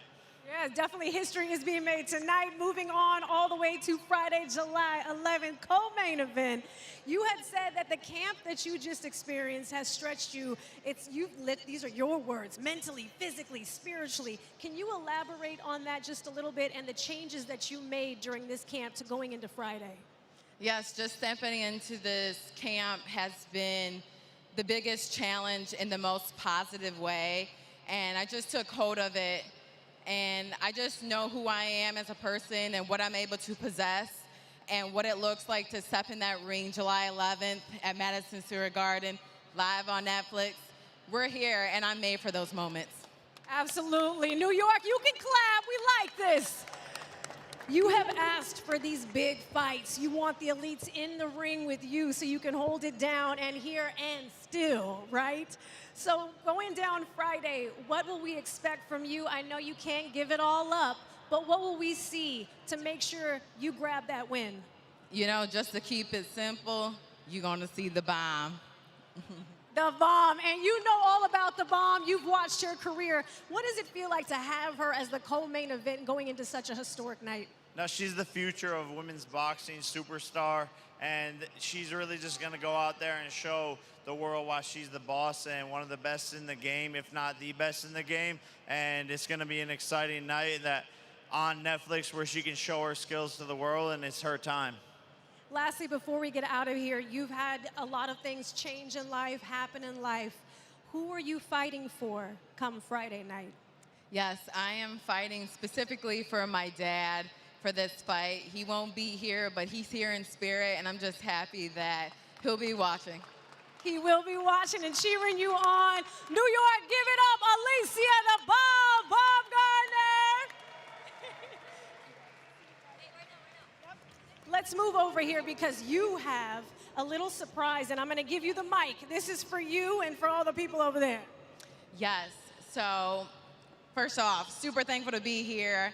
And on behalf of Event Ticket Center, we are giving away 200 tickets for Boxing Bullies. Yes. That's amazing. And we have Boxing Bullies in the building. We see yes. Hello, everybody. Yes, yes. 200 tickets to the kids. Super excited. And stay forward to the fight. There you go, New York. You heard it. Thank you so much. We can't wait to see Alycia Baumgardner back in the ring in the co-main event on Friday live on Netflix, and good to see her giving back to the community as well. The kids in the Boxing Bullies program, they have been the loudest fans in attendance here tonight. Shout out to them. They always are. It's one of the coolest things when we travel around for MVP is that when they're in a different city, we go to a different gym in the Boxing Bullies and we see the kids show up and they bring a lot of energy, and that they're going to have a great time on Friday night. Free tickets. So that is our co-main event set, and you see the large versions of Katie Taylor and Amanda Serrano looming overhead, two pioneers, giants of women's boxing. And we're ready to get them in the ring as we send it back down to Big Mo. And now, ladies and gentlemen, the two names headlining the bill this Friday from Madison Square Garden, the biggest night in the history of women's boxing. Introducing first to the ring, looking to defend her undisputed championships of the world. She holds a professional record of 24 victories versus just 1 defeat, with 6 of those wins coming by way of knockout. As a professional, she is a 2-division world champion. And on Friday night, she is the current reigning, defending, undisputed super lightweight champion of the world. She is the fighting pride of the Emerald Isle. Ladies and gentlemen, the brave bomber, Katie Taylor.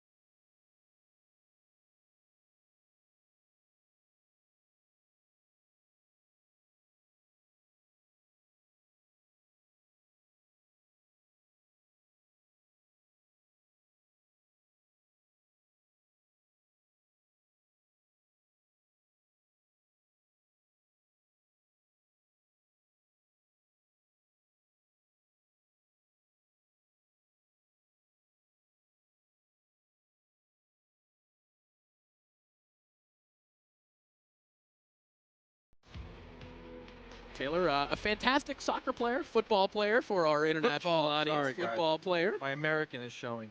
In her earlier years, and helped build that absolutely phenomenal engine that she still has at the age of 39.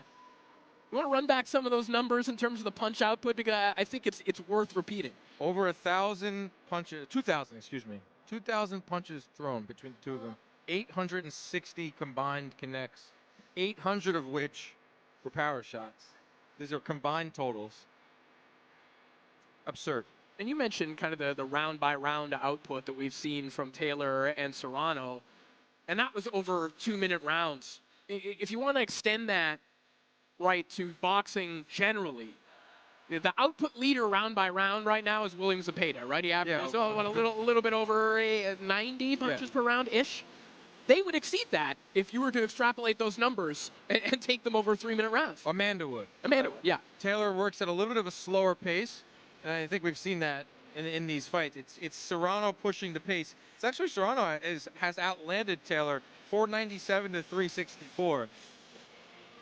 But it's Taylor that's come away with the 2 wins.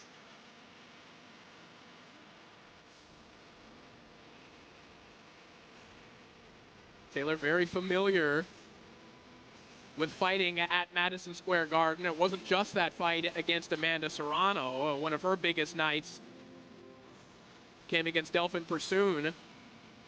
She won the undisputed lightweight title at MSG in 2019. Of course, a memorable night for a variety of reasons.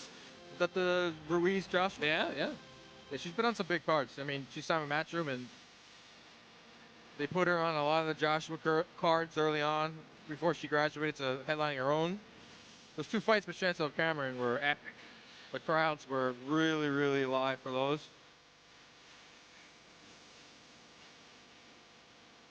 Potentially seeing her in her last fight. And what? Be shocked if she retired. I mean, listen, what a remarkable final chapter that would be if this is the last time that we see Katie Taylor in the ring. And there are certainly no promises that that will be the case. In talking to Katie earlier on this week, she didn't say the word retirement at any point.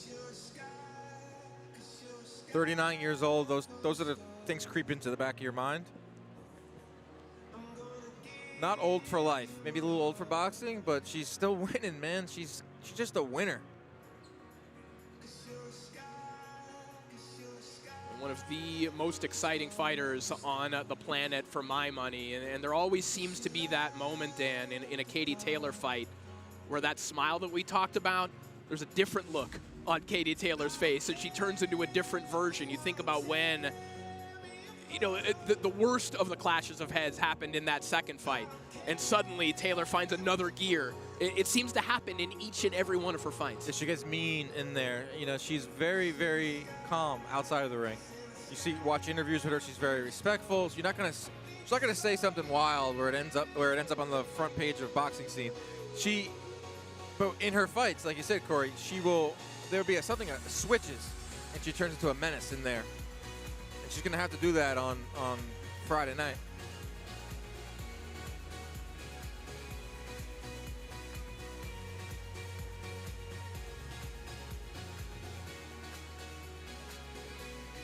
Katie Taylor wrapping up her open workout. Just the start of a jam-packed fight week in New York City, all concluding with the historic Trilogy bout against Amanda Serrano live on Netflix. And we're going to hear from Katie as she's standing by with Sibley. Thanks, guys. Katie Taylor in the building. You got the big smile on your face. You hear New York ready for this Friday. We're closing out the Trilogy. What are the emotions, the feels going into that moment? I'm just so excited, to be honest, to be headlining such a huge, iconic moment like this. I didn't think it was going to get any bigger than the last fight, but here we are, headlining an all-female card in such an iconic venue, Madison Square Garden. This is the stuff of dreams. When you were that young girl getting into boxing in Ireland, dressing as a boy so that you could fight, did you think moments like this would even be possible? And what would the message be to that little girl? Just keep going, it's going to come. And I just think this is absolutely insane. This is something that I dreamed of as a kid, to be involved in nights like this. I don't take it for granted. And just it's going to be an epic atmosphere in MSG. The Irish and the Puerto Rican fans come together. It's so great to see so many Irish people here. And I actually have a few, this little girl. Who do we have here? Does this little girl box? Do you box? Yeah. You're a boxer? A bit. Can you give us some moves? You ready? Yeah. Okay, look into the camera and give us some moves. Shadow boxing. Do you look up to Katie? I love Katie. I have some champion t-shirts here for you guys. And nice. There you go. And we also, what's your name? I'm Ayla. No, I'm Ayla. Do you have an Irish dance you want to do? Hello, Beth. Okay, let's go ahead. Take the stage.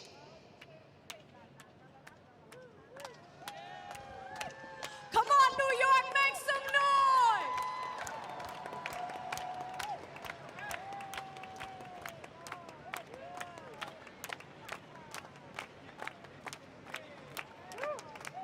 Oh, you didn't take a bow. Come on, girl, let's take a bow. 1, 2, 3. Yes! Katie, the representation that you have in this ring right now and all over the world, is it mind-blowing, and is it so special to see young people watching you and wanting to do what you do? This is why myself and Amanda are doing nights like this, to inspire this next generation. Amazing to see so many young girls boxing, and just to be here, it's going to be such an inspiration, I think, to the next generation. This is what it's all about. You and Amanda have already given the people so much. You leave it out on this ring every single time. How will we top that on Friday night? We've already created 2 iconic nights. I think the third night's going to be even more iconic. Say it one more time. Tune in, July 11th, live on Netflix. There you go, Most Valuable Promotions, Netflix, bringing it right here in the ring in New York, Katie Taylor!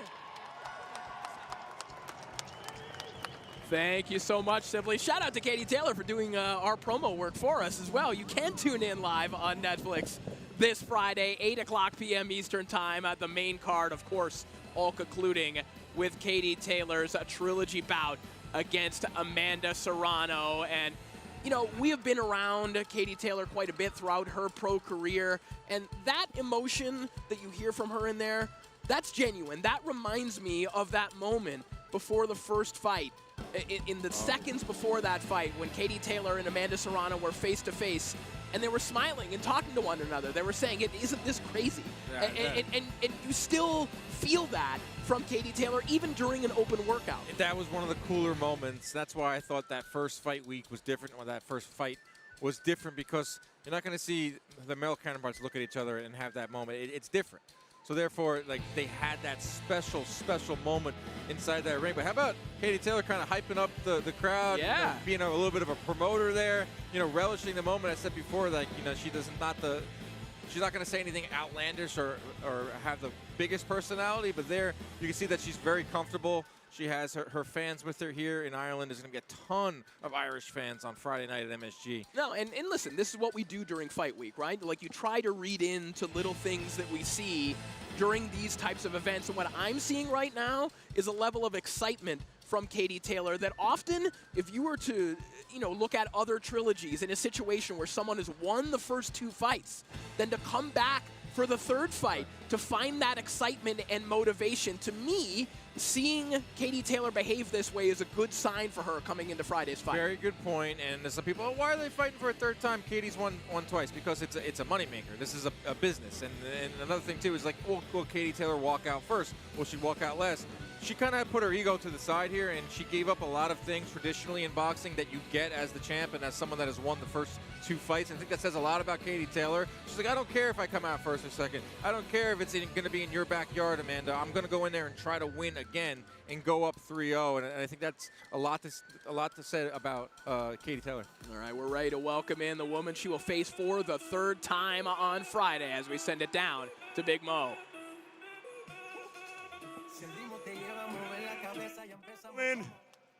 Finally making her way to the ring for the open workout. She holds a professional record of 47 victories versus just 3 defeats and 1 draw. Introducing the 9-weight world champion. Introducing the first ever Puerto Rican undisputed champion of the world. And the current unified featherweight champion of the world, El Orgullo de Puerto Rico, the real deal, Amanda Serrano.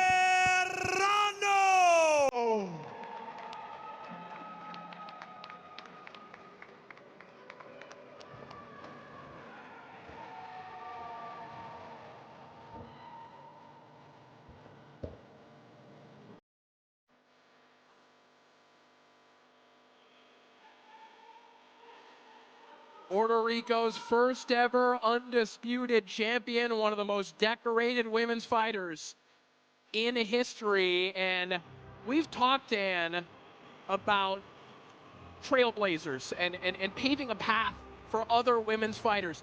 Amanda Serrano is an example of a women's fighter who has created opportunities for men in Puerto Rico, who has grown the sport generally, not just amongst the women's boxing community. Absolute legend in Puerto Rico, a legend in boxing, not just women's boxing, just boxing general, a surefire first ballot Hall of Famer,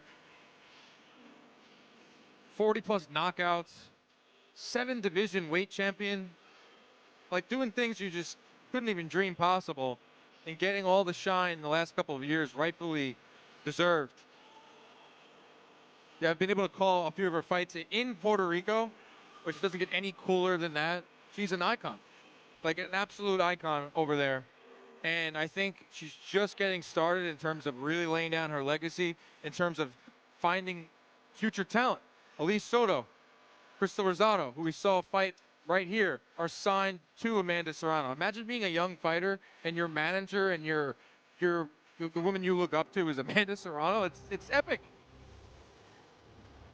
Of course, the very first signee of Most Valuable Promotions. Recently signed the first ever lifetime combat sports contract with MVP. And will become the chairwoman of MVP's boxing initiatives. And look at this. Elise Soto and Krystal Rosado said, I haven't had enough tonight. Get some more work in. And this is the illustration of what Amanda Serrano has done. Yeah, right here, you're seeing it. It's like stepping in there with like LeBron. Like she's a legend of the sport. And to continue with those parallels, like LeBron, she's still active as the fighters that she's managing are world ranked and are coming up underneath her and fighting on her undercards. I mean, it's a testament to her longevity, the fact that that can be the case. You know what's wild? She, started her career, the mid-2000s, where women's boxing was definitely not accepted in mainstream, not really accepted at all. Worked her way up on a lot of small shows, didn't make a lot of money. Now she's headlining at Madison Square Garden for the second time. I mean, she watched the sport grow like alongside of her, which you don't really see that often in American sports. Yeah, and after those early days where you're fighting for a purse of any kind, then cashes one of the 2 first 7-figure purses in women's boxing history. The ability to make life-changing money as a woman in boxing is in part possible because of Serrano and Taylor and the other contemporaries of theirs. Yeah, you need a dance partner in boxing, and so Katie and Amanda will be linked together for the rest of their lives. Just like a Gotti and a Ward, just like, Ali and Frazier. Well, they certainly won't be friends on Friday night, but they have said, we're going to be friends after this. I mean, and how could you be? I mean, they have a lifetime ahead of doing the appearances, talking about this historic trilogy. They respect each other. That's the main thing. They have a ton of respect for each other.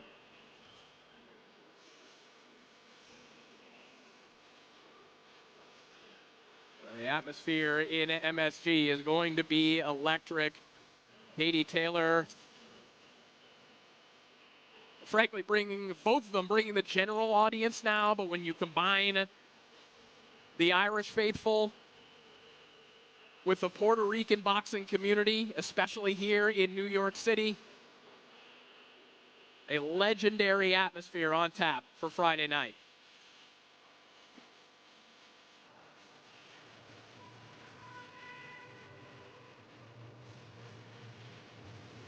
You see Serrano getting gloved up by Jordan Maldonado.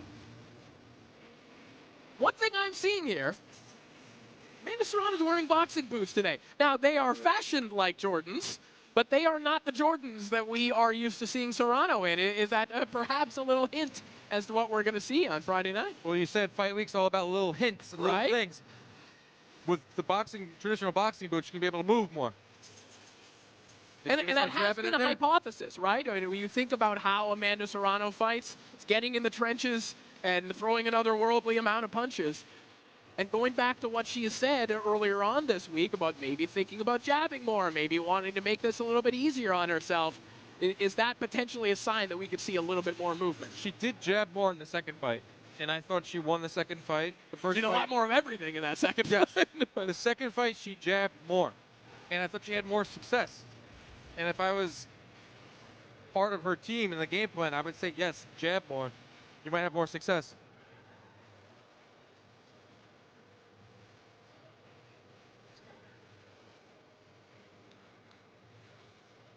I've seen her box in like straight up Jordans, like right from Foot Locker. Oh yeah, that's crazy. You ever put on a pair of Jordan 3s, Jordan 4s? They're like boots. Like Timberland boots, Jordan. Like high top. We'll see Serrano hit the pads, and we're going to see her moving her hands plenty on a Friday night. One of the most prolific punchers in the history of boxing. Yes. When it comes to output. Just an unbelievable engine that is hard to fathom. 60, 70, 80 punches thrown around in 2-minute rounds. And then when she did jump up to 3-minute rounds, Corey, she was in the hundreds. Right. Which would make her, again, going back to the overall stats, over 3-minute rounds, if she keeps up that output, she will surpass William Zepeda, right? Yeah, Zepeda, like Chocolatito had it for years.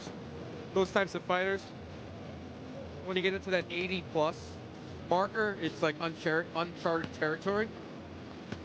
It's just constant pressure for Amanda Serrano. Not getting the knockouts like she once did, but she's still a pressure fighter, still has a lot of power. Well, that's one thing that is amazing, among many things about Amanda Serrano. You know, digging into the stats, something I did earlier on this week in terms of prolific output fighters over the years.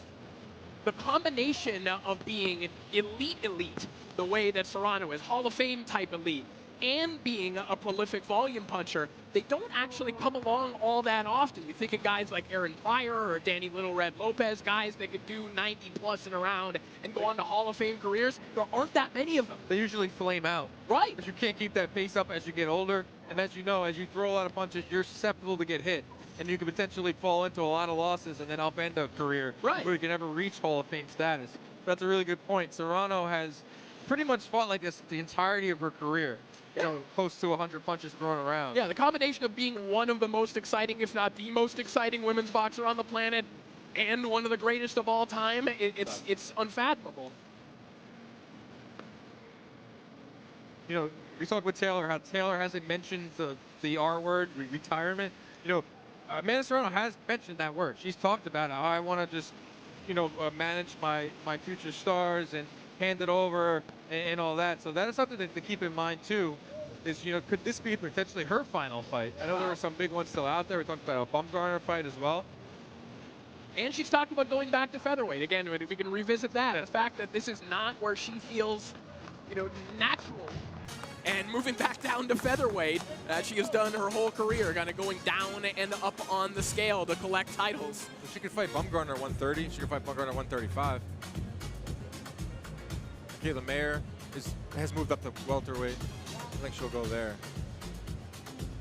And you see Jake Paul here. This is a team right here. Once Amanda signed on with MVP, we really got to see Jake kind of flex his promotional arm, his muscle, which I honestly think the guy's impact on the sport is going to be huge when it comes to promoting. All right, we are ready to hear from Amanda Serrano as we send it back down to Sibley. New York's in the building, Puerto Rico's in the building. Your makeup looks flawless, honey. Okay, that's the last thing you need to worry about. You look great. Sweating bullets, and you can't even tell it's called a glow. We're here in New York. I know you're having fun. I know you're getting ready and putting so much into Friday. You got the ladies of MVP behind you. Jake Paul is here. We're going to talk about all that in just a second. Where's our mental at? Are we zen? Are we hyped? What's the emotion? I'm all in. Okay, got it. I'm dialed in. Can't wait for Friday night. More Saturday night when I'm back in Puerto Rico celebrating. Celebrating that what? That victory, that W. When you have something like this in your career, a trilogy, no one expects something to come out of that. You know what I mean? When you first start boxing, you don't think a trilogy is happening, right? Knowing that that's going down and you will be making more history in your career and for women's boxing and boxing as a whole, did you sit back yet and take any of that in? No, I haven't because I'm still in it, but I am extremely happy and proud. Not for me, not for this opportunity, but for all these young ladies, all the girls fighting on the card. This is the future, and they can be inspired and say, I want to do that one day. I want to headline Madison Square Garden. I want to make the type of money that they make, the exposure that Katie and I are doing, and that's what makes me happy. You're so selfless in your career. You always talk about others before yourself, which is a beautiful thing because when you're at a level, you want to give back. Was that something you always set out to do? Listen, the struggle that me, my team, my sister, Jordan, what we went through, I don't want these girls to go through what we went through. The struggle was real. We was getting paid $50, $100, so it was pretty sad. And obviously, we're doing the same thing. We're fighting just as hard, but not getting what we deserve. Now, thanks to MVP, Alycia Baumgardner, Jake Paul, giving us the better paydays, the exposure, the opportunities in and out the ring. That is something that not so many people do, and to be a part of that team, I am extremely proud and honored to be part of MVP. And I do want to hear Jake's take on this as well, but obviously you are going in that ring on Friday, so I want to hear from you. It's a special deal that you have with them. And you also, by the way, are now a manager and doing everything with the fighters that you're signing. But can you elaborate a little bit about that deal that you have, which is a lifetime deal with MVP? Yeah, Jake and Alycia, you stuck with me for life. But yeah, it was something they know how strongly I believe in women's boxing and how bad I wanted to change, and I want to be a part of that. And so far, I made them believers. And then they put me on the first card. They saw what I was able to do, what I was able to bring in, so they decided to bring more women. So now we're all taking over. And Friday night, before we get out of here, is there something you want to tell New York to look forward to and how you're going to top the other fights you've already done and just show the world what a trilogy looks like? Well, you know New York. You got to come out to MSG on my body, because you know why? Because Katie wants to win and I want to win. I need this win really bad. You don't want to miss it. And plus, you had 20 great rounds. You're going to have another great 10 or less rounds. Tune in on Netflix or coming live if tickets are available. You heard her right here, and tickets are. We can get some right now. Go to Ticketmaster.com. I'm going to throw that in. Before we go, Jake, you are standing here, and these women, these warriors behind us as well as part of MVP, the biggest platform going down on Friday. How happy are you to see what is happening in this sport and how you're a part of that? Yeah, I couldn't be more proud, but it's all credit to the women. When I met her, I said, you're going to be on billboards and make $5 million for a fight. And she went, and it took a lot of, yeah, it was just like that. And she couldn't believe it, but here we are today, and it's all credit to her, Katie Taylor, and these women putting on amazing fights all night long. It's incredible to watch. It's so entertaining. Netflix, shout out to all of our partners, Nikisa. We had to believe to make this happen, but this is the future of the sport, and we're here, and it's going to be such an exciting night on Friday. New York, get ready. Friday, July 11th, only on Netflix. You better tune in. It's going down. Taylor Serrano. I'm going to be there. You should be there. There you go. Back to you guys. Thank you, Sibley, and thank you, Amanda, Katie, and all the rest of the incredible women for showing us their skills tonight. And thank you to all the fans and media in attendance. MVP's Taylor versus Serrano 3 takes place this Friday, July 11th, live from Madison Square Garden, streaming live globally and exclusively on Netflix. You can join us on the MVP and Netflix YouTube tomorrow for the press conference, and later this week on Netflix for the public weigh-ins from the MSG Theater. For my broadcast colleagues Dan Canobio and Simply Skulls, I'm Corey Erdman saying so long, and we'll see you tomorrow.